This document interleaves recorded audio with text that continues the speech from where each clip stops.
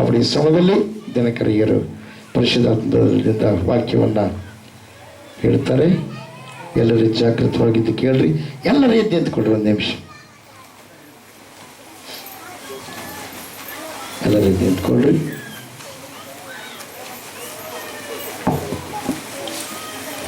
Hallelujah.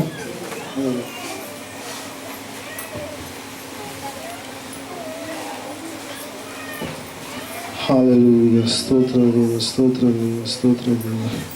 ಎಲ್ಲರೂ ಕೂಡ ಕಣ್ಣುಗಳನ್ನು ಮುಚ್ಚಿಕೊಂಡಂಥ ಸಮಯದಲ್ಲಿ ನಾವೊಂದು ಚರಣವನ್ನು ಆಡಿಕೊಂಡು ದೇವರ ವಾಕ್ಯವನ್ನು ನಾವು ಎದುರು ನೋಡುವಂಥವರಾಗೋಣ. ಹಾಲೆಲೂಯಾ. ಸ್ತೋತ್ರ ದೇವ, ಸ್ತೋತ್ರ ದೇವ, ಸ್ತೋತ್ರ ಸ್ವಾಮಿ. Hallelujah.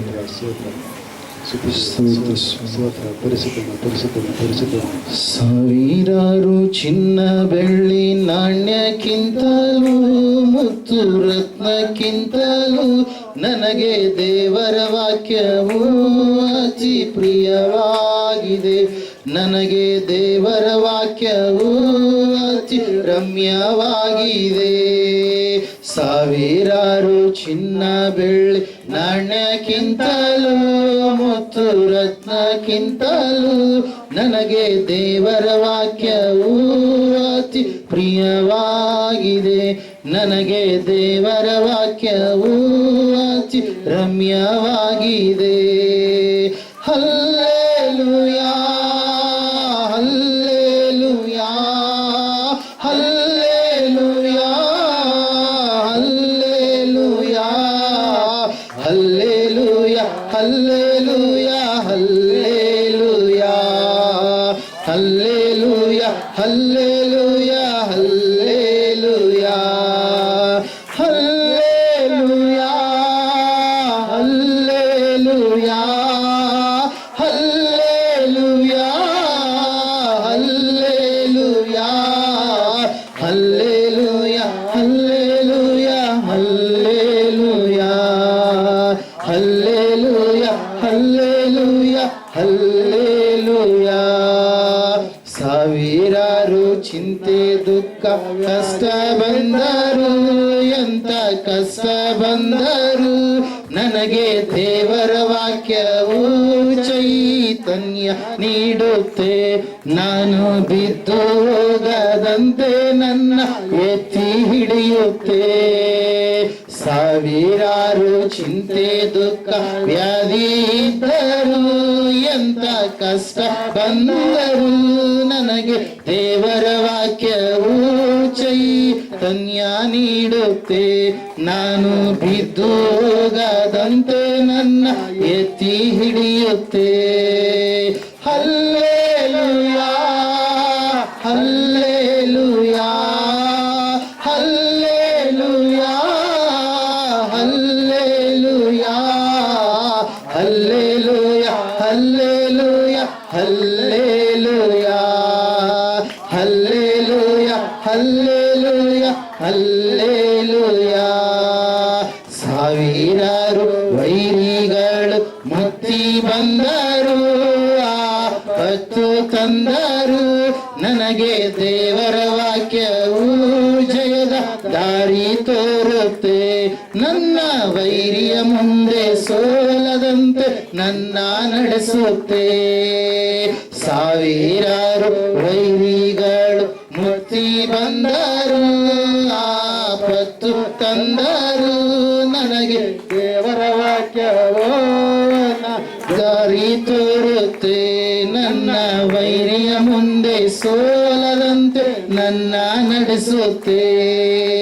Hallelujah, hallelujah, hallelujah, hallelujah, hallelujah, hallelujah, hallelujah, hallelujah, hallelujah, hallelujah, hallelujah, hallelujah, hallelujah, hallelujah, hallelujah, hallelujah, hallelujah hallelujah hallelujah hallelujah. ಸ್ತೋತ್ರ ಕರ್ತನೆ, ಪರಿಶುದ್ಧನಾದ ದೇವರೇ, ಪರಲೋಕದ ತಂದೆ, ನಿನಗೆ ಸ್ತೋತ್ರಗಳಪ್ಪ. ಎಚ್ಚರಿಕೆಯ ಪ್ರೋತ್ಸಾಹದ ಸ್ವಾಮಿ, ನಿನ್ನ ಹಿತ ಮಾತುಗಳನ್ನು ಸ್ವಾಮಿ ಅಪ್ಪ ಅವ್ರ ಬಾಯಾಗಿದ್ದು ನೀವು ಮಾತಾಡಿದ ವಿಧಾನಕ್ಕಾಗಿ ಸ್ತೋತ್ರಗಳಪ್ಪ. ನಾವು ಯಾರು ಬಿದ್ದು ಹೋಗ್ಬಾರ್ದು, ಸೋತು ಹೋಗ್ಬಾರ್ದು, ನಶಿಸಿ ಹೋಗ್ಬಾರ್ದು, ಹಾಳಾಗಿ ಹೋಗ್ಬಾರ್ದು, ಬಿಡಲ್ಪಡಬಾರ್ದು ಎನ್ನುವಂಥ ಉದ್ದೇಶಕ್ಕಾಗಿ ನಿನ್ನ ಮಾತುಗಳನ್ನು ಸ್ವಾಮಿ ನಮಗೆ ತಿಳಿಯಪಡಿಸಿ, ಈ ವಾರದಲ್ಲಿ ಯಾವ ವಿಷಯದಲ್ಲಿ ಶರೀರ ಭಾವದ ಕರ್ಮಗಳು ನಮ್ಮಲ್ಲಿ ಪ್ರವೇಶಿಸಿದ್ದಾವು ಅವೆಲ್ಲವುಗಳನ್ನು ಸ್ವಾಮಿ ನಿನ್ನ ವಾಕ್ಯದ ನುಡಿಗಳಿಂದ ಸ್ವಾಮಿ ತೊಳೆದು ಹಾಕುವುದಕ್ಕಾಗಿ, ನಮ್ಮನ್ನು ಶುದ್ಧಿಪಡಿಸುವುದಕ್ಕಾಗಿ ಸ್ವಾಮಿ ನೀವು ಇಳಿದು ಬಂದು ನಿಮ್ಮ ಆತ್ಮನ ನುಡಿಗಳನ್ನು ಪ್ರಕಟಪಡಿಸಿದ್ದಕ್ಕಾಗಿ ಸ್ತೋತ್ರಗಳಯ್ಯ.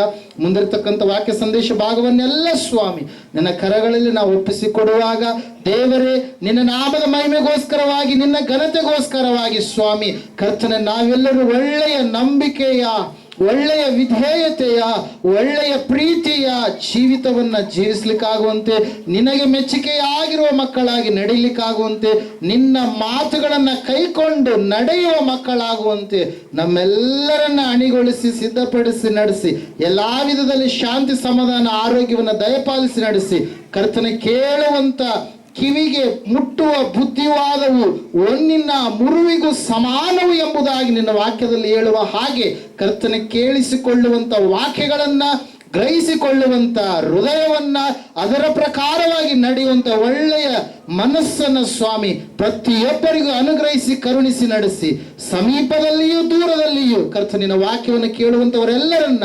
ಆಶೀರ್ವದಿಸುತ್ತಾ ಬರಬೇಕೆಂಬುದಾಗಿ ಯೇಸು ಕ್ರಿಸ್ತನ ನಾಮದಲ್ಲಿ ಪ್ರಾರ್ಥಿಸಿ ಬೇಡ ಅರ್ಪಿಸಿ ಹೊಂದಿದ್ದೇವೆ ಪರಮ ತಂದೆ. ಆಮೇನ್ ಆಮೇನ್ ಆಮೇನ್. ಸಂದಲಾಗಲು ಸರಿಯಾದ ರೀತಿಯಲ್ಲಿ ಕಿತ್ಕೊಳ್ಳೋಣ. ಹಲ್ಲೆಲೂಯಾ.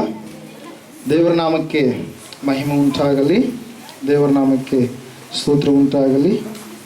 ಸಮಯದಲ್ಲಿ ನೇರವಾಗಿ ನಾವು ದೇವರ ವಾಕ್ಯದ ಕಡೆಗೆ ಹೋಗೋದಕ್ಕಿಂತ ಮುಂಚಿತವಾಗಿ ಹೋದ ವಾರ ನಾವು ಯಾವ ಒಂದು ವಿಷಯವನ್ನು ಧ್ಯಾನ ಮಾಡಿದ್ದು ದಯವಿಟ್ಟು ಯಾರಾದ್ರೂ ನೆನಪು ಮಾಡ್ತೀರಾ? ಹೋದ ವಾರ ಯಾವ ವಿಷಯ ಇತ್ರಿ? ಹೋದ ವಾರ ಪರಿಶುದ್ಧಾತ್ಮ ದೇವರು ನಮ್ಮ ಸಂಗಡ ಯಾವ ವಿಷಯವನ್ನು ಮಾತಾಡಿದ್ರು? Hallelujah, praise the Lord. ವಾಕ್ಯವನ್ನು ಮರಿಬಾರ್ದು ಅಂತ ಹೇಳಿದ್ರೆ ವಾಕ್ಯವನ್ನೇ ಅನೇಕರು ಏನು ಮಾಡ್ತಾ ಇದ್ವಿ? ಮರಿತಾ ಇದ್ವಿ. ವಾಕ್ಯವನ್ನು ಮರೆತರೆ ಏನಾಗುತ್ತೆ? ಸೋಲು, ಅವಮಾನ, ಬಲಹೀನತೆ, ಪಾಪದ ಸ್ಥಿತಿಯ ಕಡೆಗೆ ಹೋಗುವಂಥ ಒಂದು ಸ್ಥಿತಿಗತಿಗಳು ಏನಾಗ್ತವೆ? ಏರ್ಪಾಟಾಗ್ತವೆ. Hallelujah, praise the Lord. ದಾವೀದನ 3 ಪರಾಕ್ರಮಶಾಲಿಗಳ ಕುರಿತಾಗಿ ನಾವು ನೋಡಿದ್ವಿ. ದಾವೀದನ ಆ 3 ಪರಾಕ್ರಮಶಾಲಿಗಳು ಯಾವ ರೀತಿಯಾಗಿ ಅರಸನಾದಂಥ ದಾವೀದನಿಗೋಸ್ಕರವಾಗಿ ಅವರು ಎದ್ದಿರ್ತಕ್ಕಂಥವರು ದಾವೀದನಿಗೋಸ್ಕರವಾಗಿ ಯಾವ ರೀತಿಯಾಗಿ ನಿಂತುಕೊಂಡಿರ್ತಕ್ಕಂಥ ಅವರು ದಾವೀದನಿಗೋಸ್ಕರವಾಗಿ ನೀರನ್ನು ತೆಗೆದುಕೊಂಡು ಬರುವುದಕ್ಕಾಗಿ ದಾರಿ ಮಾಡಿಕೊಂಡು ಹೋದಂಥ ಅವರು ತಮ್ಮ ಪ್ರಾಣದ ಹಂಗನ್ನು ತೊರೆದು ಆ ನೀರನ್ನು ತೆಗೆದುಕೊಂಡು ಬಂದರು ಎನ್ನುವಂಥ ಸಂಗತಿಗಳನ್ನು ನಾವು ಧ್ಯಾನ ಮಾಡಿದ್ವಿ. ನಮ್ಮ ಅರಸನು ಯೇಸು ಕ್ರಿಸ್ತನಾಗಿದ್ದಾನೆ. ಆತನು ಅರಸನಾಗಿರುವಾಗ ಆತನ ಮಕ್ಕಳಾಗಿರ್ತಕ್ಕಂಥ ನಾವು ಆತನಿಗಾಗಿ ಎದ್ದು ನಿಲ್ಲುವವರಾಗಿ ಇರಬೇಕು, ಆತನಿಗಾಗಿ ನಿಂತುಕೊಳ್ಳುವವರಾಗಿ ಇರಬೇಕು, ಆತನಿಗೋಸ್ಕರವಾಗಿ ಸೇವೆಗೋಸ್ಕರವಾಗಿ ದಾರಿ ಮಾಡಿಕೊಂಡು ಜೀವಿಸುವವರಾಗಿ ಇರಬೇಕು. ನಮ್ಮ ಪ್ರಾಣದ ಅಂಗನ್ನು ತೊರೆಯುವಷ್ಟರ ಮಟ್ಟಿಗೆ ನಾವು ಭಕ್ತಿಯ ಜೀವಿತವನ್ನು ಕಾಪಾಡಿಕೊಂಡು ಸಂಪೂರ್ಣವಾಗಿ ದೇವರ ಬರುವಿಕೆಯವರೆಗೂ ಕೂಡ ನಾವು ಸ್ಥಿರವಾದಂಥ ವಿಶ್ವಾಸವನ್ನು ಕಾಪಾಡಿಕೊಂಡು ಜೀವಿಸುವವರಾಗಿ ಇರಬೇಕು ಎನ್ನುವಂಥ ಸಂದೇಶವನ್ನು ನಾವು ಕೇಳಿದಂಥವರಾಗಿದ್ದೇವೆ. ಯಾವ ವಿಷಯಗಳಿಗೋಸ್ಕರವಾಗಿ ಎದ್ದು ನಿಲ್ಲಬೇಕು, ಯಾವ ವಿಷಯಗಳಿಗೋಸ್ಕರವಾಗಿ ನಿಂತುಕೊಳ್ಳಬೇಕು, ಯಾವ ವಿಷಯಗಳಿಗೋಸ್ಕರವಾಗಿ ದಾರಿ ಮಾಡಿಕೊಳ್ಳಬೇಕು, ಯಾವ ವಿಷಯಗಳಿಗೋಸ್ಕರವಾಗಿ ನಾವು ಪ್ರಾಣದ ಅಂಗನ್ನು ತೊರೆದು ಜೀವಿಸಬೇಕೆನ್ನುವಂಥ ಸಂಗತಿಯನ್ನು ನಾವು ಧ್ಯಾನಿಸಿದ್ದೇವೆ ಪ್ರಿಯರೇ. Hallelujah, praise the Lord. ಎಲ್ಲ ಸಂಗತಿಗಳ ಮೂಲಕವಾಗಿ ನೀವು ಆಶೀರ್ವದಿಸಲ್ಪಟ್ಟಿದ್ದೀರಿ ಎಂಬುದಾಗಿ ನಾನು ನೆನೆಸ್ತಾ ಇದ್ದೇನೆ. ಈ ಸಮಯದಲ್ಲಿ ನಾವು ಒಂದು ವಿಶೇಷವಾದಂಥ ಸಂಗತಿಯನ್ನು ಧ್ಯಾನ ಮಾಡಲಿಕ್ಕೆ ಹೋಗ್ತಾ ಇದ್ದೇವೆ. ದೇವರ ವಾಕ್ಯದಲ್ಲಿ ನಾವು ನೋಡುವಾಗ ದೇವರ ಮಕ್ಕಳಾಗಿರ್ತಕ್ಕಂಥ ನಮಗೆ ದೇವರು ತನ್ನ ಮಕ್ಕಳು ಎಂಬುದಾಗಿ ಕರೆಯೋದಕ್ಕಿಂತ ಮುಂಚಿತವಾಗಿ ನಾವು ಕೆಲವೊಂದು ವಿಷಯಗಳನ್ನು ಬಿಟ್ಟು ಬಿಡಬೇಕು ಎಂಬುದಾಗಿ ದೇವರು ಏನು ಮಾಡ್ತಾ ಇದ್ದಾರೆ? ಆಜ್ಞಾಪಿಸ್ತಾ ಇದ್ದಾರೆ. ಬಿಡಬೇಕಾದಂಥ ಸಂಗತಿಗಳನ್ನ ಬಿಟ್ಟು ಮಾಡಬೇಕಾದಂಥ ಸಂಗತಿಗಳನ್ನ ಮಾಡುವವರಾಗಿ, ದೇವರಿಗೆ ಒಳಗಾಗಿ ವಿಧೇಯತೆ ಉಳ್ಳವರಾಗಿ ನಾವು ಜೀವಿಸುವಾಗ ದೇವರ ಆಶೀರ್ವಾದ ಎನ್ನುವಂಥದ್ದು, ಆತನ ಮಾತಿಗೆ ವಿಧೇಯತೆಯನ್ನು ತೋರಿಸುವಂಥ ಪ್ರತಿಯೊಬ್ಬರ ಜೀವಿತದಲ್ಲಿ ಏನಾಗುತ್ತೆ ರೀ, ಕಾಣಿಸಿಕೊಳ್ಳೋದಕ್ಕೆ ಪ್ರಾರಂಭವಾಗುತ್ತೆ ಪ್ರೇರಿ. ಇವತ್ತಿನ ದಿವಸ ಅನೇಕರು ಬಿಡಬೇಕಾದಂಥ ಸಂಗತಿಗಳನ್ನ ಬಿಡದೆ, ಮಾಡಬೇಕಾದಂಥ ಸಂಗತಿಗಳನ್ನ ಮಾಡದೆ, ತಾವು ಪಾಪದಲ್ಲಿಯೇ, ಶಾಪದಲ್ಲಿಯೇ, ಅವಮಾನದಲ್ಲಿಯೇ, ದೇವರಿಗೆ ವಿರುದ್ಧವಾದಂಥ ಕಾರ್ಯಗಳನ್ನು ಮಾಡುವುದರಲ್ಲಿಯೇ ಸಂತುಷ್ಟಿ ಪಡುತ್ತಾ ದೇವರ ಆಲಯಕ್ಕೆ ಬಂದು ಎರಡು ಮಾರ್ಗಗಳಲ್ಲಿ ದ್ವಂದ್ವವಾದಂಥ ನೀತಿಯನ್ನ ಅನುಸರಿಸುವವರಾಗಿ ಇರುವ ಕಾರಣಕ್ಕಾಗಿ ಅವರು ಒಂದು ವೇಳೆ ಈ ಲೋಕದ ಪ್ರಕಾರವಾಗಿ ದುಡಿಯುವಂಥವರೆಲ್ಲರಿಗೂ ಕೂಡ ಹಣ ಬರ್ಬೋದು, ಆದರೆ ನಿತ್ಯ ಜೀವ, ಸಮಾಧಾನ, ಆತನ ನಿತ್ಯವಾದಂಥ ಆಶೀರ್ವಾದದ ಕಾರ್ಯಗಳು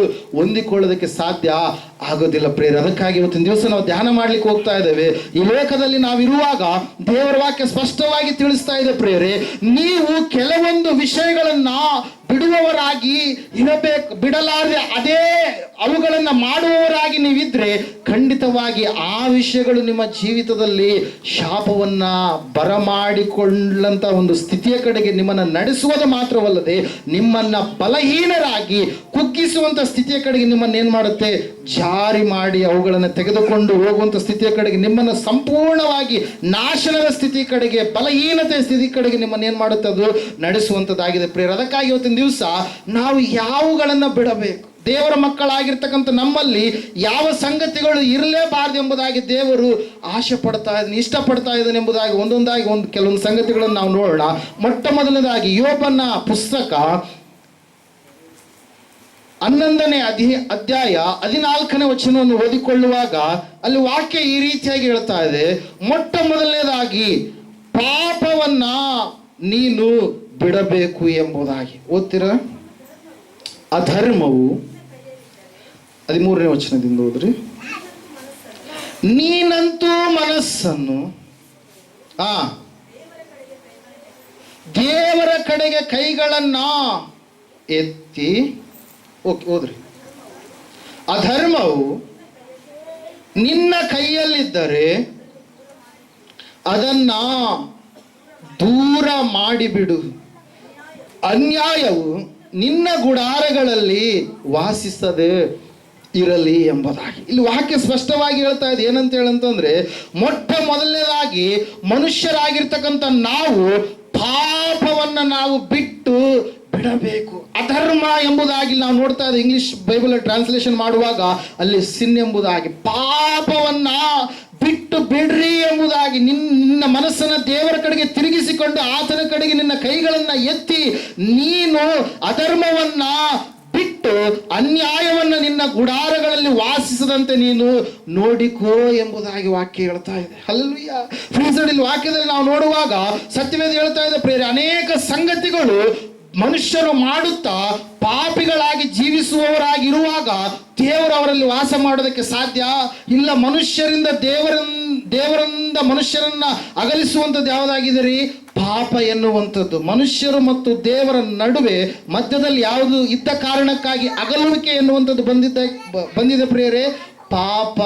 ಪಾಪ ಇರುವ ಕಾರಣಕ್ಕಾಗಿ ದೇವರಿಗೂ ಮತ್ತು ಮನುಷ್ಯರಿಗೂ ಇರ್ತಕ್ಕಂಥ ಸಂಬಂಧ ಏನಾಯ್ತಂತೆ, ಕಡೆದು ಬೀಡಲ್ಪಡ್ತು ಎಂಬುದಾಗಿ ವಾಕ್ಯದಲ್ಲಿ ನಾವು ನೋಡ್ತಾ ಇದ್ದೇವೆ. ಇಲ್ಲಿ ವಾಕ್ಯ ಹೇಳ್ತಾ ಇದೆ, ಮೊಟ್ಟ ಮೊದಲನೇದಾಗಿ ಸಹೋದರಿ, ನೀನು ಪಾಪವನ್ನ ಬಿಡಬೇಕು, ಅಧರ್ಮ ಅನ್ಯಾಯವನ್ನ ನಿನ್ನ ಗುಡಾರದಿಂದ ನೀನು ತೆಗೆದುಹಾಕಬೇಕು. ನೀತಿವಂತನಾಗಿ ನೀನು ಜೀವಿಸದೆ ಹೋದರೆ, ಪಾಪವನ್ನು ಬಿಡದೆ ಹೋದರೆ ನಿನಗೆ ಕ್ಷಮಾಪಣೆ ಇರುವಂಥದ್ದಕ್ಕೆ ಸಾಧ್ಯ ಇಲ್ಲ.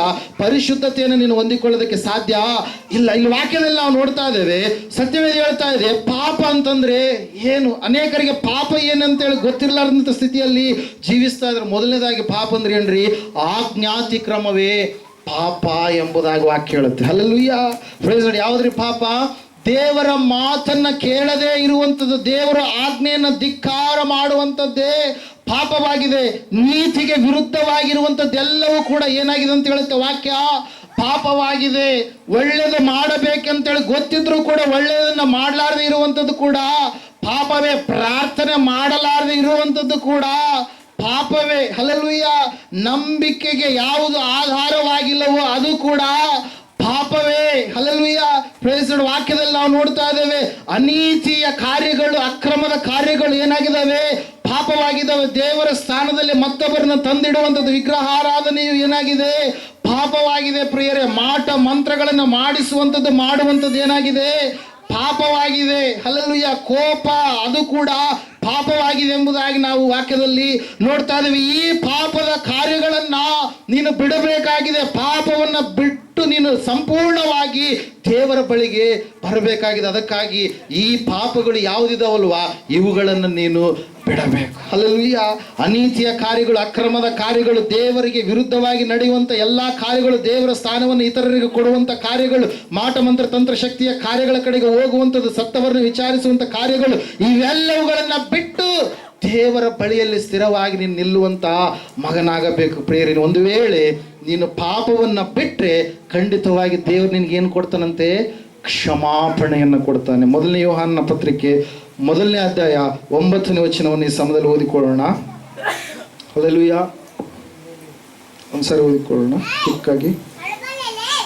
1 John chapter 1 verse 9. ಪಾಪವನ್ನು ಬಿಡುವುದರಿಂದ ಏನಾಗುತ್ತೆ? ನಮ್ಮ ಪಾಪಗಳನ್ನು ಒಪ್ಪಿಕೊಂಡು ಅರಿಕೆ ಮಾಡಿದರೆ ಆತನು ನಂಬಿಗಸ್ತನೂ ನೀತಿವಂತನೂ ಆಗಿರುವುದರಿಂದ ನಮ್ಮ ಪಾಪಗಳನ್ನ ಕ್ಷಮಿಸಿಬಿಟ್ಟು ಸಕಲ ಅನೀತಿಯನ್ನ ಪರಿಹರಿಸಿ ನಮ್ಮನ್ನ ಶುದ್ಧಿ ಮಾಡುವನು ಎಂಬುದಾಗಿ. ಹಲ್ಲೆಲೂಯಾ. ನೀನು ಪಾಪವನ್ನ ಬಿಡುವಾಗ ದೇವರ ಕ್ಷಮಾಪಣೆಯನ್ನು ನೀನು ಹೊಂದಿಕೊಳ್ಳೋದಕ್ಕೆ ಸಾಧ್ಯವಾಗುತ್ತೆ. ದೇವರಲ್ಲಿ ನೀನು ಪಾಪಗಳನ್ನು ಒಪ್ಪಿಕೊಂಡು ಅರಿಕೆ ಮಾಡಿ ಸಂಪೂರ್ಣವಾಗಿ ಅವುಗಳನ್ನು ಬಿಡುವಾಗ ದೇವರಂತೆ ನಿನ್ನನ್ನು ಏನ್ ಮಾಡ್ತಾನಂತ್ರಿ?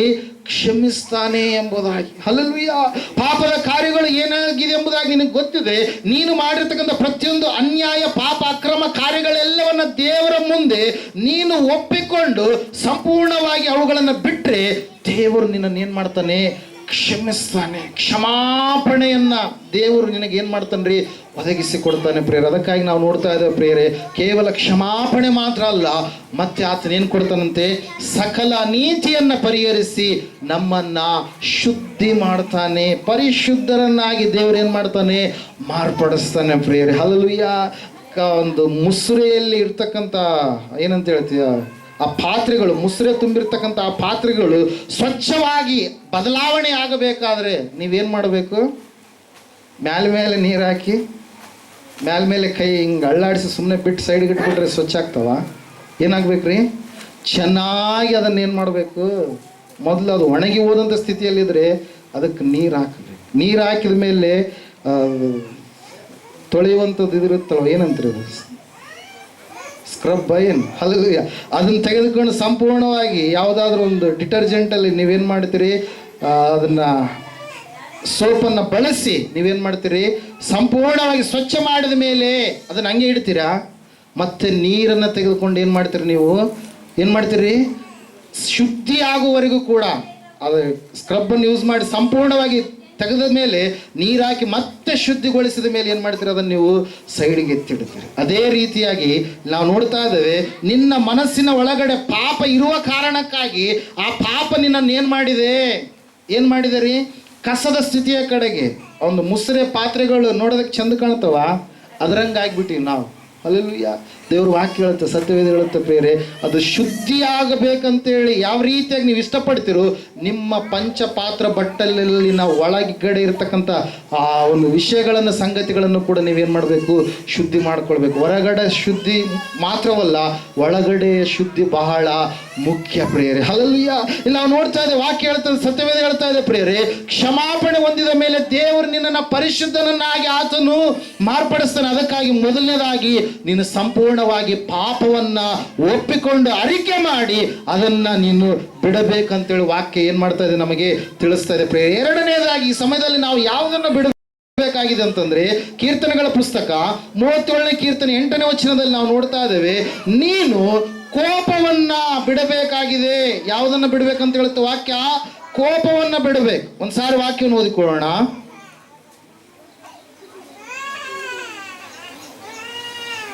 ಕೋಪವನ್ನು ಅಣಗಿಸಿಕೋ, ರೋಷವನ್ನ ಬಿಡು. ಕೋಪವನ್ನು ಅಣಗಿಸಿಕೋ, ರೋಷವನ್ನ ಬಿಡು. ಹಲ್ಲೆಲೂಯ.